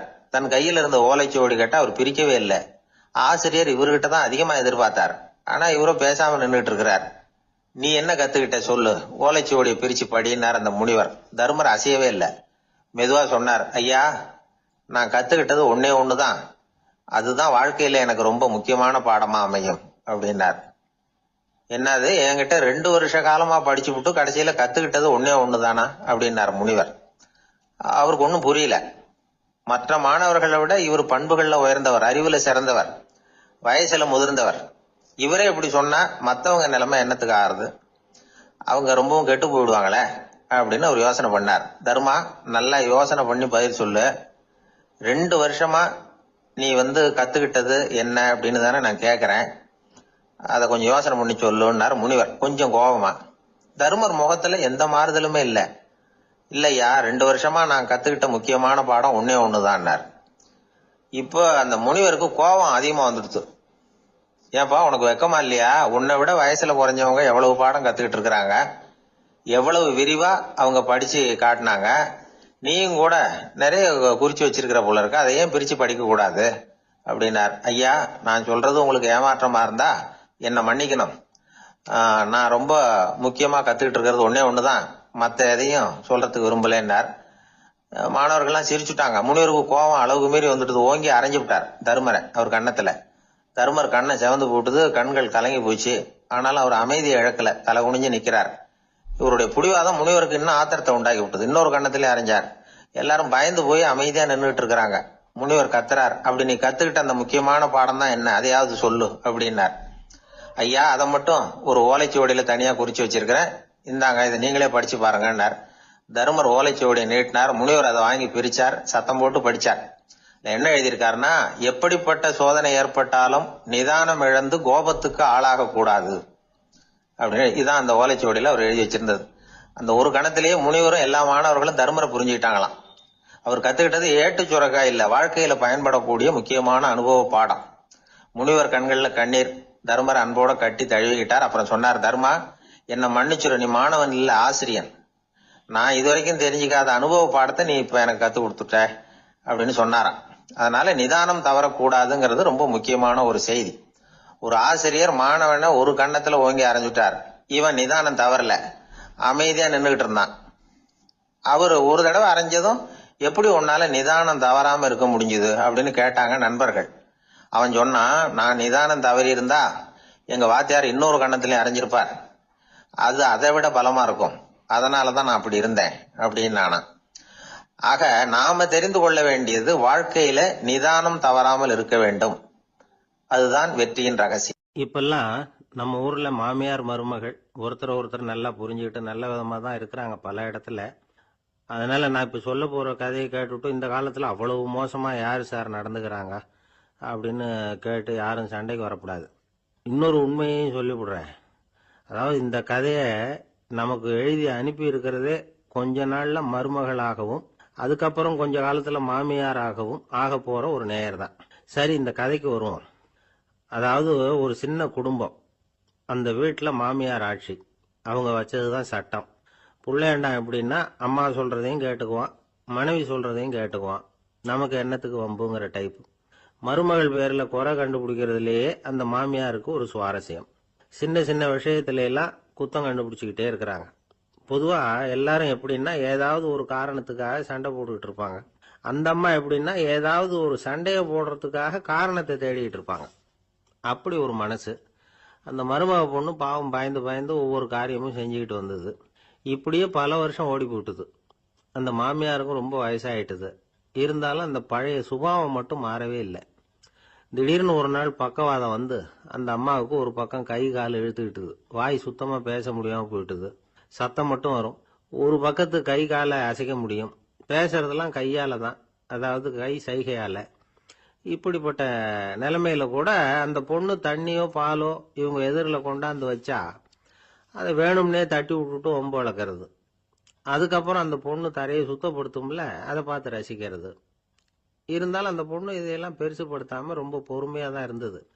ஒரு நாள் வீட்டில் வச்சிருந்த பாலை வந்து பூனை குடிச்சிட்டு போயிட்டுது. வயசான காலத்துல இந்த அம்மா பால் இல்லாம கஷ்டப்படுவாங்களே அப்படின்னு நினைச்சு பக்கத்து வீட்டுல போய் கொஞ்சம் பால் வாங்கிட்டு வந்து காய்ச்சி மாமியார் முன்னாடி கொண்டாந்து வச்சுது அந்த பொண்ணு. வழக்கம் போல அந்த அம்மா பாலை தட்டி விட்டுட்டாங்க. இதை அந்த மருமக பொண்ணு கவனிச்சுட்டுது. இவ்வளவு நாள் பொறுமையா இருந்த இந்த மருமகளுக்கு இன்னைக்கு இதை பார்த்ததும் அசாத்திய கோபம் வந்துட்டுது. கதவுக்கு பக்கத்துல சாத்தி வச்சிருந்த உலக்கையை எடுத்து மாமியார் தலையில போட, அது குறி தவறி கழுத்துல பட, அந்த அம்மா கழுத்தை பிடிச்சிக்கிட்டு ஊன்னு கத்த, இந்த பொண்ணு ஒன்னும் அலட்டிக்காம உலக்கையை எடுத்து மறுபடியும் கதவு பக்கம் சாத்தி வச்சுட்டு அது பாட்டுக்கு நடந்து போயிட்டுது. இருந்தாலும் மனசுக்குள்ள லேசா ஒரு பயம். கணவன் வீட்டுக்கு வந்ததும் என்ன விஷயம்னு கேட்டா எப்படி சமாளிக்கிறது. அன்னைக்குன்னு பார்த்து ரொம்ப நேரம் கழிச்சு வீடு வந்து சேர்ந்தான் கணவன். உடனே அந்த அம்மா புகார் பண்ண ஆரம்பிச்சுட்டுது. பேச்சுதான் வராத, அதனால ஒரு பக்கத்து கையால சைகை காட்டுது. கதவுக்கு பக்கத்துல இருந்த உலக்க பக்கமா கையை நீட்டி காட்டி, அப்படியே அந்த கைய தன் கழுத்துக்கு பின்பக்கமா சுத்தி காட்டி நாக்க வெளியில நீட்டி நடந்த விஷயத்த புரிய வைக்கிறதுக்கு முயற்சி பண்ணுது. இவனுக்கு ஒன்னும் புரியல. என்ன சொல்றாங்க அம்மா அப்படின்னு மனைவி கிட்ட கேக்குறான். அதுக்கு அந்த பொண்ணு ரொம்ப புத்திசாலித்தனமா, என்னங்க உங்க அம்மா சொல்றது உங்களுக்கு இன்னும் புரியலையா?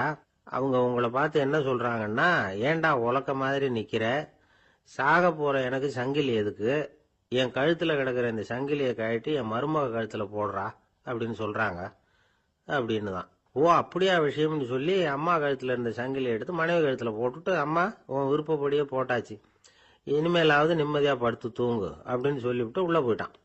பாத்தீங்களா கதைய? அதனாலதான் மாமியார்கள் வந்து சைகை காட்டுறதுன்னா கூட இனிமே ஜாக்கிரதையா இருக்கணும். கணவன் மனைவிக்குள்ள சிக்கல் வராம இருக்கிறதுக்கு அதுல சில வழிகளை சொல்லி கொடுத்துருக்குறாங்க. அதெல்லாம் என்னென்ன அப்படிங்கறத இப்ப பாக்கலாமா?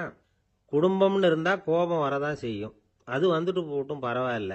ஆனா அந்த கோபம் ஒரே நேரத்துல ரெண்டு பேருக்கும் வந்துடாம பாத்துக்கணும். ஒரு சமயத்துல யாராவது ஒருத்தர் தான் கோபப்படணும், அடுத்தவங்க அமைதியா இருக்கணும். அதுக்கப்புறம் இவர் அமைதியான உடனே அவங்க ஆரம்பிச்சுக்கலாம். கோபமா ஏதாவது சொன்னா உடனே கோபமா பதில் சொல்லக்கூடாது. கொஞ்சம் பொறுத்து கோபம் தீர்ந்த உடனே அந்த பதில சொல்லலாம். அப்போ பதில் கோபமா இருந்தா கூட அது அவ்வளவு பெருசா தெரியாது. அற்ப விஷயத்துக்கெல்லாம் காய்ச்சி மூச்சுன்னு கத்திட்டு இருக்க கூடாது. உங்க ரெண்டு பேருக்குள்ள ஒரு தர்க்கம் ஆரம்பம் ஆயிட்டுதுன்னு வச்சுக்கோங்க. கடுமையா ரெண்டு பேரும் விவாதம் பண்றீங்க. உங்கள ஒருத்தர் இதுல ஜெயிக்கணும்னா அது நீங்களா இருக்க வேணாம், அடுத்தவங்க ஜெயிக்கிறதுக்கு நீங்க துணையா இருங்களேன். அப்படின்னா நீங்க கொஞ்சம் விட்டு கொடுக்கணும், அவ்வளவுதான். ஏதாவது குத்தம் சொல்லணுமா, செஞ்ச தப்ப சுட்டி காட்டணுமா, விமர்சனம் பண்ணணுமா, பண்ணுங்க, வேணான்னு சொல்லல. ஆனா சொன்னதை அப்படி சொல்றத வந்து கொஞ்சம் அன்பா இதமா சொல்லுங்க. எப்போ நடந்த தவறுகளை எல்லாம் இப்போ போய் மறுபடியும் ஞாபகப்படுத்திட்டு இருக்க வேண்டாம். நான் அப்பவே சொன்னேன் இந்த புடவை வேணாம்னு, நீங்க தான் கேட்கல, இப்போ பாருங்க கிழிஞ்சு போச்சு இப்படின்னு கத்துனாங்க ஒரு அம்மா. எப்போ சொன்னீங்கன்னு கேட்டா ஒரு 10 வருஷத்துக்கு முன்னாடி தீபாவளி சமயத்துல அப்படிங்கிறாங்க. அது என்ன இன்னும் அப்படியே புதுசாகவா இருக்கும்? உங்களுக்கு அவர் தான் பெருசு, அவருக்கு நீங்க தான் பெருசு. அதை விட இந்த உலகத்துல வேற எதுவும் முக்கியம் இல்லைன்னு நினைக்கணும். நீ தான் என்னுடைய உலகம்னு எத்தனை தடவை சொல்லியிருப்பீங்க? அதெல்லாம் வெறும் வசனமா போயிடக்கூடாது. ஏதாவது ஒரு பிரச்சனையை பத்தி கடுமையா விவாதம் பண்ணிட்டு இருக்கீங்க, அதை அப்படியே பாதியில விட்டுட்டு படுக்கைக்கு போயிடக்கூடாது. சொச்சத்தை நாளைக்கு பேசிக்கலாம்னு. அப்படி போனா தூக்கம் வராது. பிரச்சனையை ஒரு முடிவு பண்ணிக்கிட்டு அதுக்கப்புறமா தூங்க போகணும். ஒரு நாள்ல ஒரு தடவையாவது உங்க ஜோடியை பாராட்டி நல்ல விதமா கனிவா ஒரு வார்த்தை சொல்லணும் அப்படின்னு தீர்மானம் பண்ணீங்க. ஏதாவது தப்பு பண்ணிவிட்டீங்கன்னா பரவாயில்ல, அதை ஒத்துக்கிறதுக்கும் மன்னிப்பு கேட்கறதுக்கும் தயாரா இருக்கணும். அது ஒன்றும் கேவலம் கிடையாது. வீட்டுக்குள்ள தானே கேட்க போறீங்க, வெளியில யாருக்கு தெரிய போகுதோ? எப்படியோ உங்களுக்குள்ள ஒரு சமரசம் ஆனா சரிதான். ஒரு தகராறுன்னு எடுத்துக்கிட்டா குறைஞ்சபட்சம் அதுக்கு 2 பேர் தேவை. தனியாவே உட்காந்துக்கிட்டு நான் இப்ப தகராறு பண்ணிட்டு இருக்கிறேன் அப்படின்னு யாரும் சொல்ல முடியாது. 2 பேர் தகராறு பண்றாங்கன்னா பொதுவா அந்த 2 பேர்ல யாரு அதிகமா பேசுறாங்களோ அவங்க பேர்ல தான் தப்பு இருக்கும். அதை மனசுல வச்சுக்கணும். இதெல்லாம் தான் அந்த புத்தகத்தில் போட்டிருக்கிற வழிமுறைகள். இவ்வளவும் சரியா வரலைன்னா அப்புறமா சொல்லுங்க, வேற புத்தகம் ஏதாவது இருக்கான்னு தேடுவோம். ஒருத்தர் சிகரெட்டும் கையுமா வந்தார். சார், இந்த புகைப்பிடிக்கிற பழக்கத்தை நிறுத்தி போடணும்னு தான் பார்க்கறேன், முடியலன்னார். புகைப்பிடிக்கிறத நிறுத்துறது ரொம்ப சுலபம் சார் அப்படின்னார் இன்னொருத்தர். எப்படி சொல்றீங்கன்னு கேட்டார் அவர். நான் கூட ஏற்கனவே 10 தடவை அந்த பழக்கத்தை நிறுத்தி இருக்கிறேன் சார் அப்படின்னார் இவர். இதிலிருந்து என்ன தெரியுது? புகைப்பழக்கத்தை திடீர்னு விட்டு விடுறதுங்கிறது ரொம்ப கஷ்டம்னு தெரியுது. இருந்தாலும் இது சம்பந்தமான ஆராய்ச்சி, அனுபவம், இது ரெண்டையும் அடிப்படையாக வச்சு சில வழிமுறைகளை சொல்றாங்க. அதாவது புகைப்பிடிக்கிறத நிறுத்துறதுக்கு 10 வழிகள் உண்டு அப்படின்னு சொல்றாங்க. அது என்னங்கிறத தெரிஞ்சுக்கிட்டா உபயோகப்படுதான்னு பார்க்கலாமே. முதல் கருத்து என்னன்னா, கொஞ்ச நாளைக்கு புகைப்பிடிக்கிற நண்பர்களை விட்டு விலகி இருக்கணும். இதனால புகைப்பிடிக்கிற ஆசை குறையும். அந்த பழக்கத்தை மறுபடியும் ஆரம்பிக்கப்படாதுங்கிற எண்ணம் உறுதிப்படும். ரெண்டாவது கருத்து, புகைப்பிடிக்கிறதை எதிர்த்து தீவிரமா பிரச்சாரம் செய்ய ஆரம்பிச்சிடணும். அது அடுத்தவங்களுக்கும் உபயோகப்படும், உங்களுக்கும் உபயோகப்படும். உங்க உள்ளுணர்வை அது தூண்டும், உங்களை உறுதி கொள்ள வைக்கும். மூன்றாவது கருத்து என்னன்னா, தினமும் 2 தடவை குளிக்கணும். எப்படி தெரியுமா? முதல்ல வெது வெதுப்பான தண்ணீர், அப்புறம் குளிர்ந்த தண்ணீர், இப்படி மாறி மாறி குளிக்கணுமா. நாலாவது கருத்து, உடற்பயிற்சிகள் செய்யணும். மூச்சு வாங்குற மாதிரியான பயிற்சிகள் ரொம்ப நல்லதான். பிராணாயாமம் அப்படிங்கிற மூச்சு பயிற்சி ரொம்ப நல்லதுங்கிறாங்க. அப்புறம் ஐந்தாவது கருத்து, சாப்பாடு மிதமா இருக்கணும், சீரா இருக்கணும். பச்சை காய்கறிகள், பழங்கள் சாப்பாட்டில் சேர்த்துக்கலாம். அடிக்கடி கொஞ்சம் கொஞ்சமா சாப்பிட்டு ரத்தத்தில் சர்க்கரையின் அளவை பராமரிக்கணும். இது நரம்புகளை அமைதிப்படுத்தும். ஆறாவது கருத்து என்னன்னா, ரொம்ப நேரம் பசியோடு இருக்கக்கூடாது. புகைப்பிடிக்கிறத நிறுத்த முயற்சி செய்யும் பொழுது எடை குறைப்பு நடவடிக்கைகளை மேற்கொள்ளக்கூடாது. ஏழாவது கருத்து, காப்பி, தேநீர், மதுபானம், அப்புறம் போதைப் பொருள்கள் கலந்த உணவுகள் இதெல்லாம் வேணாம். புகைப்பிடிக்கிறத அதெல்லாம் ஊக்கப்படுத்தும். கடுகு, மிளகு, அப்புறம் காரமான பொருள்களை தவிர்க்கணும். உப்பு அளவை குறைக்கணும். தினமும் 10 குவளை தண்ணீராவது குடிக்கணும். வெறும் தண்ணி புகைப்பிடிக்கிற ஆவலை தணிக்குதான். எட்டாவது கருத்து, கையில் சிகரெட்டு, புகையில ஏதாவது இருந்தால் உடனே தூக்கி எறிஞ்சிருங்க. அது கையில் இருக்கிற வரைக்கும் புகைப்பிடிக்கிற ஆசை வந்துக்கிட்டே இருக்கும். ஒன்பதாவது கருத்து என்னன்னா, இறை நம்பிக்கை உள்ளவங்க புகைப்பிடிக்கிற எண்ணம் வர்றப்போவெல்லாம் பிரார்த்தனை செய்ய ஆரம்பிச்சுடலாம். 10வது கருத்து, உங்களுக்கு ரொம்பவும் வேண்டியவங்க யாரோ அவங்க கிட்ட எல்லாம் நீங்க புகைப்பிடிக்கிறத நிறுத்தி விட்டதா சொல்லிவிடுங்க. இந்த 10 வழிகளையும் கடைபிடிக்க ஆரம்பிச்சுட்டா புகைப்பிடிக்கும் பழக்கத்தை நிறுத்தி விடலாம் அப்படின்னு சொல்றாங்க அனுபவப்பட்டவங்க. முயற்சி பண்ணி பார்க்கலாம். ஒரு முக்கியமான இடத்துல நின்றுகிட்டு இருந்தார் ஒருத்தர். அங்க இன்னொருத்தர், ஏன் சார் இந்த இடத்துல சிகரெட் பிடிக்கலாமா அப்படின்னு அனுமதி கேட்டார். இந்த இடத்துல சிகரெட் பிடிக்க கூடாதுங்க அப்படின்னாரு இவர்.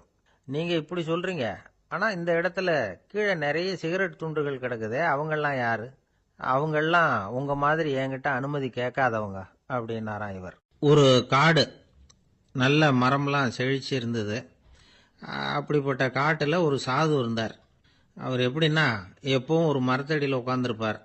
ஏன்னா அவருடைய இருப்பிடமே அதுதான். அவர் என்ன பண்ணுவார், 3 கல் வச்சிருந்தார். செங்கல் மாதிரி இருக்கும், ஆனால் அதை விட கொஞ்சம் பெருசாக இருக்கும். எதுக்கு அந்த 3 கல்லுன்னா, அதுதான் அவருடைய படுக்கை. அதாவது தூங்குறப்ப ஒரு கல்லை தலைக்கு கீழே வச்சுக்குவார், இன்னொரு கல்லை இடுப்புக்கு கீழே வச்சுக்குவார், இன்னொரு கல்லை காலுக்கு கீழே வச்சுக்குவார். உடம்ப அப்படியே ஒரு தகட்டால் மூடிக்குவார், அப்படியே தூங்கி போடுவார். மழை பெய்யுதுன்னு வச்சுங்க, அவர் உடம்பு 3 கல் மேலே இருக்குதா, அதனால் தண்ணி அடியில் ஓடி போடும், உடம்பு நனையாது. மேலே தகடு இருக்கிறதுனால மழையும் உடம்புல படாது. அவர் தூக்கமும் கிடாது, நிம்மதியாக தூங்குவார். பகலில் அந்த 3 கல்லையும் ஒரு சேர ஒரு அடுப்பு மாதிரி வச்சு அது மேலே உட்காந்துக்குவார். அதனால் பாம்பு, பூச்சி எதுவும் அவரை தொந்தரவு பண்ணுறதில்ல. அது பாட்டுக்கு நகர்ந்து போயிடும். அவர் பாட்டுக்கு நிம்மதியாக இருப்பார். யாராவது எதையாவது கொண்டுகிட்டு கொடுத்தா அதை வாங்கி சாப்பிடுவார், அவ்வளவுதான். ஒரு நாள் அந்த நாட்டு அரசன் காட்டுக்கு வேட்டையாட வந்தான்.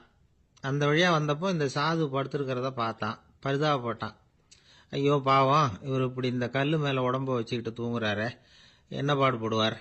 இவரை நாம் அரண்மனைக்கு அழைச்சிட்டு போய் சுகமாக நிம்மதியாக இருக்கிறதுக்கு வழி செஞ்சு கொடுப்போம், அது ரொம்ப நல்லாயிருக்கும் அப்படின்னு நினச்சான்.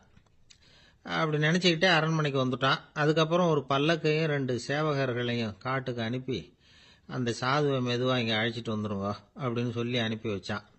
இவங்க போய் அவர்கிட்ட விவரத்தை சொன்னாங்க.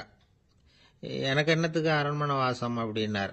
இருந்தாலும் மன்னர் உத்தரவு, நீங்கள் அவசியம் வரணும் அப்படின்னாங்க இவங்க. சரின்னு சொல்லிவிட்டு வேறு வழி இல்லாமல் புறப்பட்டார்.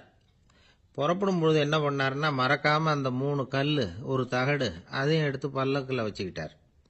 என்னத்துக்கு இதையெல்லாம் எடுத்து வைக்கிறாரு அப்படின்னு சொல்லி அவங்க யோசனை பண்ணாங்க. இருந்தாலும் அதை பற்றி ஒன்றும் கேட்கல. பேசாமல் அவரை அழைச்சிட்டு போய் அரண்மனையில் விட்டுட்டாங்க. அரசன் ஓடி வந்தான், வரவேற்றான், அறுசுவை உணவு படைச்சான். அவர் படுக்கிறதுக்கு தங்க கட்டில், பட்டு மெத்தை, இப்படி எல்லாம் ஏற்பாடு பண்ணி வச்சான்.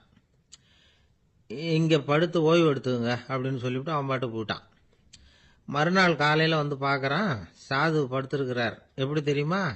அந்த பட்டு மெத்தை மேலே 3 கல்லையும் வச்சு வழக்கம் போலவே அது மேலே படுத்திருக்கிறார். அதுக்கு மேலே தகடு. அரசன் பார்த்துட்டு அதிர்ச்சி ஆயிட்டான். என்ன சுவாமி இப்படி அப்படின்னா, சாது சொன்னார், எனக்கு தேவையும் இல்லை, குறையும் இல்லை, எல்லா இடத்துலையும் எனக்கு ஒரே மகிழ்ச்சி தான் அப்படின்னார். மகிழ்ச்சிங்கிறது தங்க கட்டிலேயோ பட்டு மெத்தையிலேயோ இல்லை, அது மனசில் இருக்கிற ஒரு விஷயம். உண்மையான மகிழ்ச்சிக்கு வழி மனப்பக்குவம் அப்படிங்கிறது அந்த அரசனுக்கு புரிஞ்சுதான். இந்த காலத்தில் ஒரு சாமியார், அவரை தேடி ஒரு சீடன் வந்தான். என்னாச்சு தெரியுமா? சுவாமி, எனக்கு நிம்மதி வேணும், அதுக்கு என்ன வழின்னு கேட்டான். சாமியார் நிமிர்ந்து பார்த்தார். அப்புறம் சொன்னார், நீ ஏகப்பட்ட பேர்கிட்ட கடன் வாங்கியிருக்கிற, அதையெல்லாம் திருப்பி கொடுத்தாதான் உனக்கு நிம்மதி கிடைக்கும்னார். இவனுக்கு ஆச்சரியம்.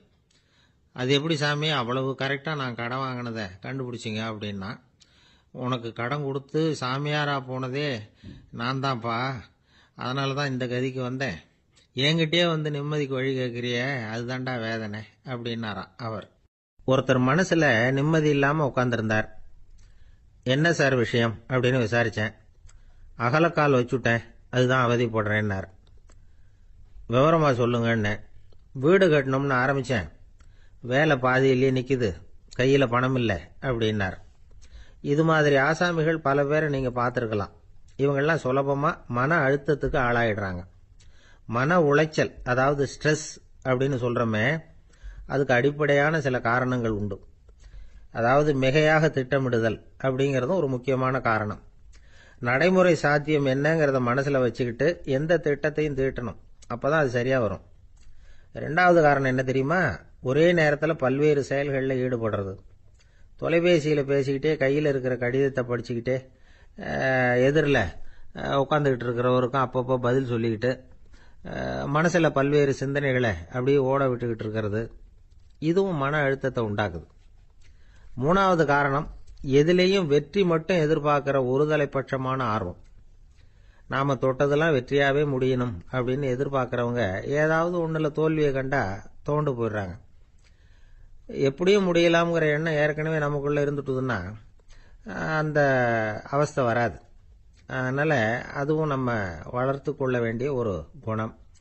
மன உளைச்சல் ஏற்படுறதுக்கு இன்னொரு காரணம், எதையும் வேகமாக செஞ்சுடணும் அப்படிங்கிற துடிப்பு. அந்த துடிப்பே மனசை அழுத்த ஆரம்பிச்சிடும். எந்த ஒரு காரியத்திலையும் தாமதமோ இடையூறோ ஏற்பட்டால் அதை பொறுத்துக்கிற மனப்போக்கம் வேணும். அது இல்லாதவங்க அழுத்தத்துக்கு ஆளாயிடுறாங்க. சில பேர் வேலைன்னு எந்த நேரம் பார்த்தாலும் வேலையே கதின்னு கிடப்பாங்க. பொழுதுபோக்குக்கோ உடற்பயிற்சிக்கோ குடும்பத்தில் உள்ளவங்க அல்லது நண்பர்கள் கூட கலந்துரையாடவோ கொஞ்சம் கூட நேரம் ஒதுக்க மாட்டாங்க. இந்த சுபாவம் மன அழுத்தத்தை உண்டு பண்ணும். இதையெல்லாம் புரிஞ்சுக்கிட்டு அதிலிருந்து விடுபடுறது எப்படின்னு யோசிக்கணும். வல்லுநர்கள் இது தொடர்பாக சில யோசனைகளை சொல்லி வச்சிருக்கிறாங்க. அது என்னன்னா, வாழ்க்கைங்கிறது பிரச்சனைகளால் பின்னப்பட்ட ஒன்று, அது எப்பவுமே முடிவடையாத ஒரு தொடர்கதை அப்படிங்கிறத முதல்ல நாம் புரிஞ்சுக்கணும். ஒரே நேரத்தில் ஒரு காரியத்தில் மட்டுமே நாம் கவனம் செலுத்தணும். அடுத்தவங்க காரியத்தில் தலையிடக்கூடாது. எதையும் பேச ஆரம்பிக்கிறதுக்கு முன்னாடி நம்மை நாமே கேட்டுக்க வேண்டிய கேள்வி 2. 1, நான் சொல்ல போகிறது ரொம்ப முக்கியமானதா? 2வது, நான் சொல்கிறத அவங்க கேட்கறதுக்கு ஆசைப்படுறாங்களா? நான் பேசுறதுக்கு அது சரியான நேரம் தானா? இதை யோசித்து பார்த்ததுக்கப்புறம் எதையும் பேச ஆரம்பிக்கணும். முடிஞ்ச அளவுக்கு வளைந்து போகிற சுபாவத்தை வளர்த்துக்கணும். நம்ம நேரம் விலை மதிப்பு இல்லாதது, அதை வீணாக்கக்கூடாது. சிரிக்க தெரியலனாலும் பரவாயில்ல, முகத்தில் கொஞ்சம் புன்முறுவலாவது காட்டணும். இதெல்லாம் ரொம்ப முக்கியம். அடுத்தவங்க ஏதாவது செஞ்சால் உடனே நன்றி சொல்ல மறக்கப்படாது. தினமும் கொஞ்சம் நேரத்தை தனிமையில் செலவு பண்ணணும். மன உளைச்சலிருந்து விடுபடுறதுக்கு 3 முக்கிய வழிகள் சொல்கிறாங்க. அதை சுருக்கமாக ரெட் அப்படின்னு சொல்கிறாங்க. RED ஆங்கில எழுத்தில். அந்த முதல் எழுத்து R அது என்னன்னா ரிலாக்ஸேஷன், அதாவது இடை ஓய்வு. ரெண்டாவது E வந்து எக்ஸர்சைஸ், உடற்பயிற்சி. மூணாவது டயட், திட்டமிட்ட உணவு முறை. அதனால் தியானம், மூச்சு பயிற்சி இதெல்லாம் வந்து இந்த இடை ஓய்வுக்கு வழிகள். எந்த வேலையையும் தொடர்ந்து செய்யக்கூடாது. எல்லார்கிட்டையும் கலகலப்பாக பழகணும். மாதத்துக்கு ஒரு நாளாவது குடும்பத்தோடு வெளியில் போயிட்டு வரணும். சுலபமான உடற்பயிற்சிகளை செய்யலாம். உடற்பயிற்சிங்கிறது நமக்காக நாம் செய்கிற ஒரு நீண்டகால முதலீடு அப்படின்னு சொல்லுவாங்க. அதாவது லாங் டேர்ம் இன்வெஸ்ட்மெண்ட்டாம். அளவோடு சாப்பிட்ணும், மெதுவாக சாப்பிட்ணும். இதெல்லாம் கொஞ்சம் மனசில் வச்சுக்கிட்டு நடந்துக்கிட்டால் மகிழ்ச்சியாக வாழலாம். சில பேர் சாப்பாட்டு விஷயத்தில் ரொம்ப அக்கறை எடுத்துக்கிறது உண்டு. ஒரு குண்டு ஆசாமி சாப்பிட உட்கார்ந்தார். முதல்ல ஒரு மாத்திரை சாப்பிட்டார். எதுக்குன்னு கேட்டோம். பசி எடுக்கிறதுக்குன்னார். சாப்பிட்டு முடிச்சார். பிறகு மறுபடியும் ஒரு மாத்திரை சாப்பிட்டார். இது எதுக்குன்னு கேட்டோம். சாப்பிட்டது ஜீரணமாகறதுக்கு அப்படின்னார். ஒரு வயசான அம்மா தெரு வழியாக போயிட்டு இருந்தாங்க. அவங்க கையில் என்னத்தையோ வச்சுக்கிட்டு அதை அடிக்கடி பார்த்துக்கிட்டே இருந்தாங்க. ஒருத்தன் மெதுவாக அவங்கக்கிட்ட போய் கையில் இருக்கிறது என்ன அப்படின்னு எட்டி பார்த்தா அவங்க கையில் 4 பல் இருந்துதான். இவன் ஆச்சரியமாக அந்த அம்மாவை பார்த்தான். ஏம்மா உனக்கு என்ன பைத்தியமா? ஏது இந்த பல்லு? இதை என்னத்துக்காக கையில் வச்சுக்கிட்டு அலைஞ்சிக்கிட்டு இருக்கிற அப்படின்னு கேட்டிருக்கான். அதுக்கு அந்த அம்மா விவரம் சொல்ல ஆரம்பித்தாங்களாம். இதை பாருப்பா, எனக்கு ஒரு மகன் இருந்தான். அவனை ரொம்ப செல்லமாக வளர்த்தேன்.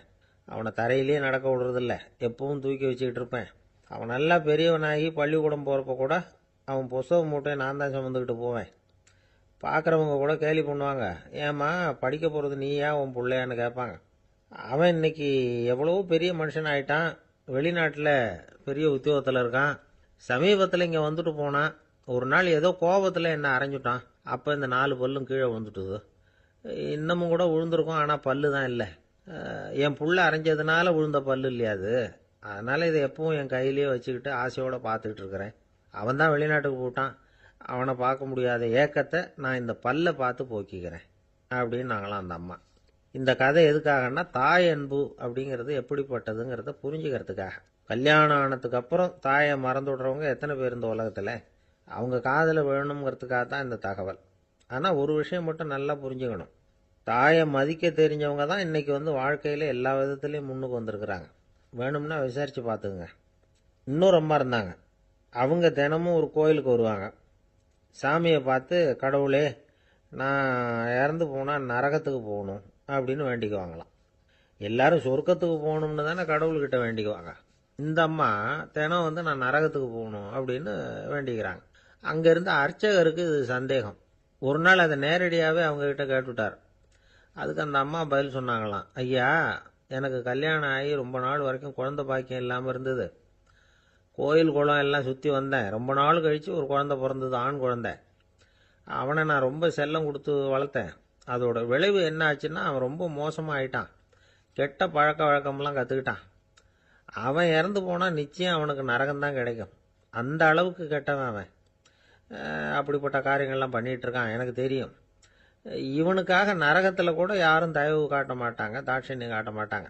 அதனால் இவனுக்கு முந்தி நான் இறந்து நரகத்துக்கு போயிட்டா அங்கே இவனை கவனிச்சிக்கலாமே, இவனுக்கு பணிவிடை செய்யலாமேன்னு பார்க்குறேன் அப்படின்னு நாங்களாம். அதனால தான் நான் நரகத்துக்கு போகணும்னு தினம் ஆண்டவனை வேண்டிகிட்டு இருக்கிறேன் அப்படின்னு கண்கலங்கி அந்த அம்மா சொன்னாங்களாம். அதுதான் தாய் உள்ளம்ங்கிறது. தாயின் பெருமையை வந்து சரியாக உணர்ந்துட்டா அவங்களுக்கு எப்பவும் எந்த கஷ்டமும் வராது. இது ஏதோ உபதேசத்துக்காக சொல்கிற வார்த்தை இல்லை, உண்மையான வார்த்தை. இந்த விவரத்தையெல்லாம் நண்பர் ஒருத்தர்கிட்ட சொல்லிக்கிட்டு இருந்தேன். அவர் கொஞ்ச நாள் கழித்து என்னை தேடி வந்தார். அவர் கையிலேயும் 4 பல்லு வச்சுருந்தார். என்னங்க ஆச்சு, ஏதுங்க இந்த பல்லு அப்படின்னு விசாரித்தோம். உங்கள் உபதேசத்தை கேட்டுவிட்டு இந்த உலகத்தில் எல்லாரையும் தாயாக நினைக்க ஆரம்பிச்சிட்டேன். ஒரு அம்மாவை கடத்தரில் பார்த்து தாயேன்னு கூப்பிட்டேன். அவங்க உடனே பலார்னு என்னை அரைஞ்சிட்டாங்க. பல்லு விழுந்துட்டுது. அதை தான் பொறுக்கி எடுத்துக்கிட்டு நேராக உங்களை தேடி வந்துக்கிட்டு இருக்கிறேன்னார். தாயேன்னு தானே கூப்பிட்டீங்க, அதுக்கு ஏன் அரைஞ்சாங்க அப்படின்னு கேட்டோம். நான் தாயேன்னு கூப்பிட்டது அவங்க காதில் நாயேன்னு விழுந்துட்டு தான், அதுதான் அப்படி ஆயிட்டுது அப்படின்னார். உலகத்தில் எது எதுக்கும் ஆராய்ச்சி கூடங்கள் இருக்குதுல்ல, அது மாதிரி தூக்கத்தை பற்றி ஆராய்ச்சி பண்ணுறதுக்கு ஒரு ஆராய்ச்சி கூடம் இருக்குது. அப்படி ஆராய்ச்சி பண்ணணும்னா அதுக்கு மூழ்கிக்கிட்டு இருக்கணும்ல. அதனால தான் அந்த ஆராய்ச்சி கூட இங்கே இல்லை. அமெரிக்காவில் பாஸ்டன் பல்கலைக்கழக மருத்துவமனையில் அது இருக்குது. அங்கே தூக்கத்தை பற்றி பலவிதமான ஆராய்ச்சிகள் பண்ணிகிட்டு இருக்கிறாங்க. அந்த ஆராய்ச்சி கூடத்தில் இயக்குனராக இருக்கிற ஒரு நிபுணர் அவர் என்ன சொல்கிறார் தெரியுமா? உங்களுக்கு தூக்கம் வரலையா, நீங்கள் நல்லா தூங்குறதுக்கு தாராளமாக சில யோசனைகளை என்னால் சொல்ல முடியும் அப்படிங்கிறார். யோசனை தானே, காசா பணமாக கேட்டு வச்சுக்கலாமே. உணவு, மனநிலை, தூங்கும் இடத்தோட சூழ்நிலை, படுக்கைக்கு செல்றப்போ உள்ள பழக்க வழக்கங்கள், இது காரணமாக ஒருத்தருக்கு தூக்கம் வராமல் போகலாம். தூக்கம் வராததுக்கு இதுதான் காரணம்னா அதையெல்லாம் சுலபமாக கட்டுப்படுத்தலாங்கிறார் அவர். தூக்கத்தை வரவழைக்கக்கூடிய ஒரு நல்ல மருந்து உடற்பயிற்சி. ஆனால் ஒன்று, படுக்க போகிற நேரத்தில் இது மாதிரி உடற்பயிற்சிகள் எல்லாம் செய்யக்கூடாது. கொஞ்சம் முன்னாடி பகல்லையே இந்த பயிற்சிகளை செய்கிறது நல்லது. தூக்கம் வராமல் அவதிப்படுறவங்க பிற்பகல் நேரங்களில் காஃபி, டீ இது மாதிரி பானங்களை சாப்பிடக்கூடாது. மது அருந்துறது கூட தூக்கத்தை பாதிக்கும். வெது வெதுப்பான நீரில் குளிக்கிறது, தியானத்தில் ஈடுபடுறது, ஓய்வாக இருக்கிறது, படுக்கிறது, அதாவது படுக்கிறதுக்கு முன்னாடி ஒரு குவளை பால் சாப்பிட்றது, இதெல்லாம் தூக்கத்தை வரவழைக்கிறது ரொம்ப உதவியாக இருக்கும். இன்னொரு விஷயம் என்னென்னா, தூங்கி ஆகணுமேங்கிற கவலை வேண்டியதில்லை. அப்படி நினச்சி கவலைப்படுறதை விட்டுடணும். தூக்கம் வரலையா, உடனே படுக்கையை விட்டு எழுந்திருக்க வேண்டியது. வெளியில் வாங்க, வேறு ஏதாவது வேலையில் ஈடுபடுங்க, கொஞ்ச நேரம் உலாவுங்க, அல்லது ஏதாவது ஒரு புஸ்தகத்தை எடுத்து படிங்க. களைப்பு ஏற்பட்டால் மறுபடியும் படுக்கைக்கு போங்க. தூக்கம் தானே வந்துடும். ஒரு விஷயத்தை மட்டும் நல்லா ஞாபகத்தில் வச்சுக்கணும். படுக்கைக்கு போகிறப்போ உங்கள் மற்ற எல்லா பிரச்சனைகளையும் மறந்துடணும். அது எப்படி சார் முடியும்? அந்த நேரம் தானே எல்லா பிரச்சனையும் வரிசையாக ஞாபகத்துக்கு வருது அப்படின்னு நாம் நினைக்கலாம். ஆனால் பழக்கத்தில் அதை நாம் மாற்றிக்க முடியும்.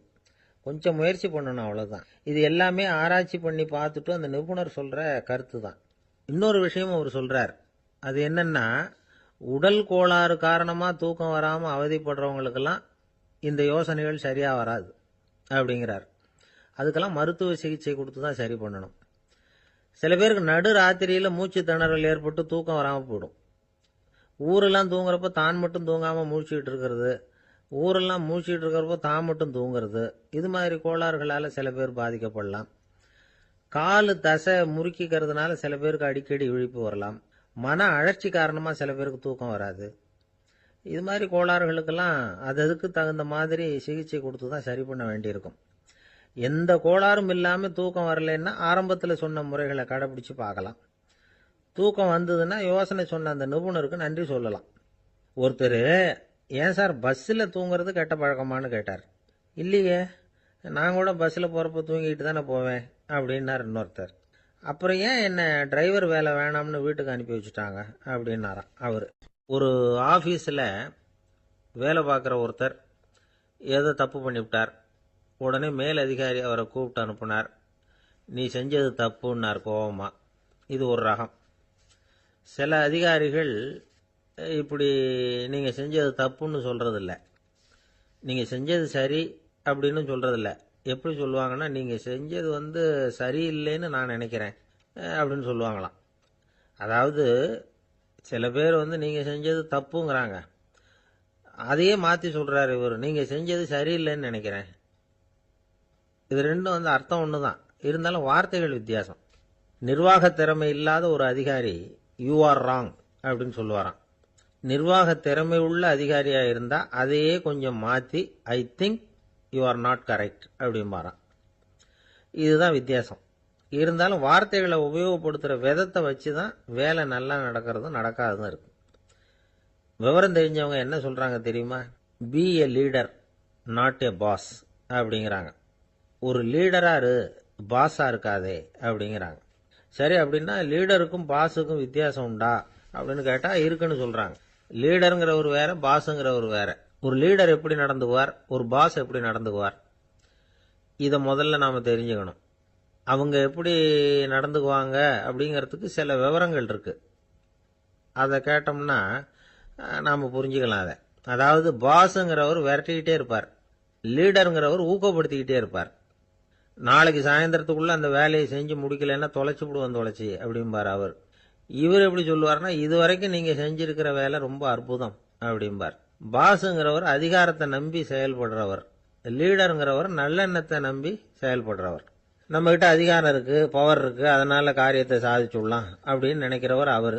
மற்றவங்க கிட்ட ஒரு நல்ல அபிப்பிராயத்தை சம்பாதிச்சுக்கிட்டு அது மூலமா காரியங்களை சாதிக்கிறவர் இவர். பாஸுங்கிறவர் பயத்தை உண்டு பண்ணுவார், லீடருங்கிறவர் அன்பை பரவ செய்வார். அதை செய்யலைன்னா ஆடிட்டில் தகராறாயிடும், இது செய்யலைன்னா இன்க்ரிமெண்ட் கட் ஆகிடும், இப்படி ஏதாவது சொல்லி பயமுறுத்திக்கிட்டே இருப்பார் அவர். இவர் அப்படி இல்லை. உடம்பு இப்படி இருக்குது, வீட்டில் எல்லாரும் சௌக்கியமாக இருக்கிறாங்களா, ஆஃபீஸில் எல்லாம் வசதியாக இருக்குதா, நான் ஏதாவது உதவி செய்யணுமா அப்படின்னு அன்புக்கு முக்கியத்துவம் கொடுப்பார். பாஸுங்கிறவர் எதுக்கெடுத்தாலும் நான் சொல்லிகிட்டு இருப்பார், லீடருங்கிறவர் நாமன்னு சொல்லிகிட்டு இருப்பார். பாஸுங்கிறவர் தப்புக்கு காரணம் யாருன்னு பார்ப்பார், லீடருங்கிறவர் தப்பு என்னன்னு பார்ப்பார். இதுதான் ரெண்டு பேருக்கு வித்தியாசம். The boss shows who is wrong, the leader shows what is wrong அப்படின்னு சொல்லுவாங்க. இந்த காரியம் எப்படி செய்யப்பட்டிருக்கு அப்படின்னு தெரிஞ்சுக்கிறவர் பாஸ், இந்த காரியத்தை எப்படி செய்யணும்னு செஞ்சு காட்டுறவர் லீடர்.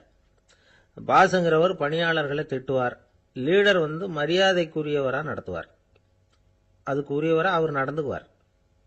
செய்கிற வேலையை ஒரு சுமையா நினைக்க வைக்கிறவர் பாஸ், செய்கிற வேலையை ஒரு சந்தோஷமா ஆக்குறவர் லீடர். ஒரு முதலாளியா இருக்கிறவர் அல்லது ஒரு நிர்வாகியா இருக்கிறவர் இது மாதிரியான நுணுக்கங்களை எல்லாம் தெரிஞ்சு வச்சுக்கிறது நல்லது. ஒரு பாஸ் இருக்கார், அவர் ஒரு நாள் ரொம்ப பெருமையா தன்னோட ஆபீஸை பத்தி பேசிக்கிட்டு இருந்தார். எனக்கு கீழே 200 பேர் வேலை செய்யறாங்க சார், நான் ஒரு கோடு கிழிச்சா அவங்க அதை தாண்டாத அளவுக்கு நான் நடந்துக்கிறேன் சார் அப்படின்னார் அவர். அது எப்படி முடியுது உங்களால அப்படின்னு கேட்டோம். நான் கோடே கிழிக்கிறது இல்லை சார் அப்படின்னார். ஊருக்கு வெளியில அமைதியான ஒரு இடம், அங்க ஒரு ஆசிரமம், அங்க ஒரு சாமியார், அவர் தினமும் நல்ல போதனைகள்லாம் செய்வார். பல பேர் போய் அங்கேயே சில நாள் தங்கி இருந்து அவர் சொல்ற அறிவுரைகளை எல்லாம் கேட்டுக்கிட்டு வர்றது வழக்கம். ஒரு தடவை அவரை பார்த்துட்டு போறதுக்காக 3 வெளியூர் தம்பதிகள் வந்தாங்களாம். அந்த மடத்திலேயே சாப்பிட்டுக்கிட்டு தங்கி இருந்து அவங்களுடைய போதனைகளை கேட்டுக்கிட்டு போகணுங்கிறது அவங்க நோக்கம். காலையில குளிச்சுட்டு பூஜையில உட்கார்ந்தார் அந்த சுவாமி. இவங்களும் குளிச்சுட்டு அந்த பூஜையை பார்க்கறதுக்காக அவர் முன்னாடி உட்கார்ந்தாங்க. பூஜை ஆரம்பமாச்சு. சம்பிரதாயப்படி அது ரொம்ப நேரம் நடந்துகிட்டே இருக்குது. இவங்களுக்கு நல்ல பசி இருந்தாலும் இந்த நேரத்தில் அதை எப்படி வெளியில் காட்டிக்கிறது? பேசாமல் இருந்தாங்க. அந்த சுவாமி பூஜையை முடித்தார். அதுக்கப்புறம் பேச ஆரம்பித்தார். பேச்சு அருமையாக தான் இருந்தது, அமிர்தமாக தான் இருந்தது. இருந்தாலும் இவங்களுக்கு இருக்கிற வயிற்று பசி அது சரியாக கவனிக்க விடலை. அந்த சுவாமியே இதை கவனிச்சதா தெரியல. இவங்களுக்கு மனசுக்குள்ள ஒரு எண்ணம், உள்ள சாப்பாடு தயாராகிட்டு இருக்கும் போல இருக்கு, இந்த பேச்சு முடிஞ்சது நம்மளை உள்ளே அழைச்சிட்டு போய் சாப்பாடு போடுவாங்கன்னு நினைக்கிறோம் அப்படின்னு இவங்களாம் நினச்சிக்கிட்டாங்க. ஆனால் சுவாமி இதை பற்றி எதுவுமே பேசலை, கண்டுக்கலை. ஒரு அம்மாவால் அதுக்கு மேலே சும்மா இருக்க முடியுமா? முடியல. சாப்பாட்டை கவனிக்கலாமா அப்படின்னு சொல்லி மெதுவாக ஆரம்பித்தாங்க. கவனிக்கலாமே அப்படின்னு உள்ளே அழைச்சிட்டு போனார் சுவாமி. இவங்க ரொம்ப அவசரமாக எழுந்திருச்சு உள்ளே ஓடினாங்க. அங்கே ஒரு மேஜை மேலே ஒரு கிண்ணம் மூடி இருந்தது. இதுதான் சாப்பாட்டு மேஜை போல இருக்கு, இங்கே சாப்பாடு வந்துடும் அப்படின்னு நினச்சாங்க. உடனே போய் சுற்றி உட்காந்துக்கிட்டாங்க. சுவாமி அந்த கிண்ணத்தை எடுத்து அந்த அம்மா கிட்ட கொடுத்தார். அவங்க அதை வாங்கி மூடியை திறந்து பார்க்குறாங்க. உள்ள ஒரு சாவி இருக்குது. சரிதான், இது சமையலறை சாவி போல இருக்கு, அங்கே போய் அதை திறந்து சாப்பாட்டை நாமே எடுத்துக்கிட்டு இங்கே வச்சுக்கிட்டு சாப்பிடணும் போல இருக்கு அப்படின்னு நினச்சாங்க. சாவி இருக்கு இல்லையா, வாங்க பூட்டு நிறையா காட்டுறேன் அப்படின்னு சுவாமி அவங்கள அழைச்சிட்டு போனார், காட்டினார். இவங்க அந்த அறையை ரொம்ப ஆவலோடு திறந்தாங்க. உள்ளே பார்த்தா அங்கே அரிசி, பருப்பு, விதவிதமான காய்கறி எல்லாம் இருக்குது. சமையலுக்கு வேண்டிய மிளகாய், எண்ணெய், பால், தயிர், நெய் இப்படி எல்லாமே இருக்குது. அடுப்பு, விறகு, நெருப்பு போட்டி அது கூட அங்கே இருக்குது. சாப்பாடு தயாராக இருக்கும்னு நினச்சிக்கிட்டு போனால் இப்படி இருக்குதே அப்படின்னு சொல்லி அதை பார்த்ததும் ரொம்ப சோர்ந்து போட்டாங்க அவங்க. சுவாமி, என்ன இது சாப்பாடு இல்லையா அப்படின்னாங்க. அதுதான் சாப்பாட்டுக்கு வேண்டிய எல்லாம் இங்கே இருக்குதே, அடுப்பு மூட்டி நீங்கள் தான் அவங்கவுங்க ருசிக்கு தகுந்த மாதிரி சமைச்சுக்கணும். இந்த சன்னியாசிக்கு எப்படி சமைக்க தெரியும் அப்படின்னு கேட்டார் சுவாமி. சாப்பாடு தயாராக இருக்கும்னு நாங்கள் எதிர்பார்த்தோம் அப்படின்னாங்க. நீங்கள் இப்படி சொல்லுவீங்கன்னு நானும் எதிர்பார்த்தேன். இது வரைக்கும் நான் எவ்வளவோ தத்துவம்லாம் எடுத்து சொன்னேன். எல்லாத்தையும் விட இதுதான் அனுபவபூர்வமான தத்துவம். ஆண்டவன் நமக்கு நல்ல மனசை கொடுத்துருக்கிறான், நல்ல வாய்ப்புகளையும் தந்திருக்கிறான், அதையெல்லாம் பயன்படுத்திக்கக்கூடிய மூளையையும் சிந்தனையையும் கொடுத்துருக்குறான். அதனால் அடுப்பை தான் நீங்கள் மூட்டணும், அடுப்பை நீங்கள் தான் மூட்டணும், உங்களுக்கு உகந்ததை நீங்கள் தான் சமைச்சு ருசித்து அனுபவிக்கணும். ஆண்டவனே அதை செஞ்சுக்கிட்டு இருக்க மாட்டான் அப்படின்னாராம் அந்த சுவாமி. நம்முடைய வாழ்க்கையில் பல நல்ல பலன்களை பெறறதுக்கு நாம் தான் முயற்சி பண்ணணும். அதுக்குரிய சூழ்நிலையைத்தான் ஆண்டவன் கொடுப்பானே தவிர அதை விளக்கறதுக்காக தான் அந்த சுவாமி அப்படி செஞ்சு காட்டியிருக்கிறார். இது ஒரு பெரியவர் இப்படி ஒரு விளக்கம் கொடுத்தார். அதுக்கப்புறம் அந்த 3 தம்பதிகளும் தெளிவடைஞ்சுட்டாங்களாம். நாம் தெளிவடைகிறது எப்போங்கிறது தான் தெரியல அப்படின்னு பல பேர் இதை கேட்டுட்டு சொல்லிட்டு இருக்கிறாங்க. இந்த கதையை நம்முடைய நண்பர் ஒருத்தர்கிட்ட சொன்னேன். அந்த நண்பர் ரொம்ப சந்தோஷப்பட்டார். நீங்கள் சொல்கிறது கரெக்டு சார், ஆனால் நான் அதை விட ஒரு படி மேலே சார். எனக்கெல்லாம் அரிசி பருப்பு இருக்கிற ரூம் எதுன்னு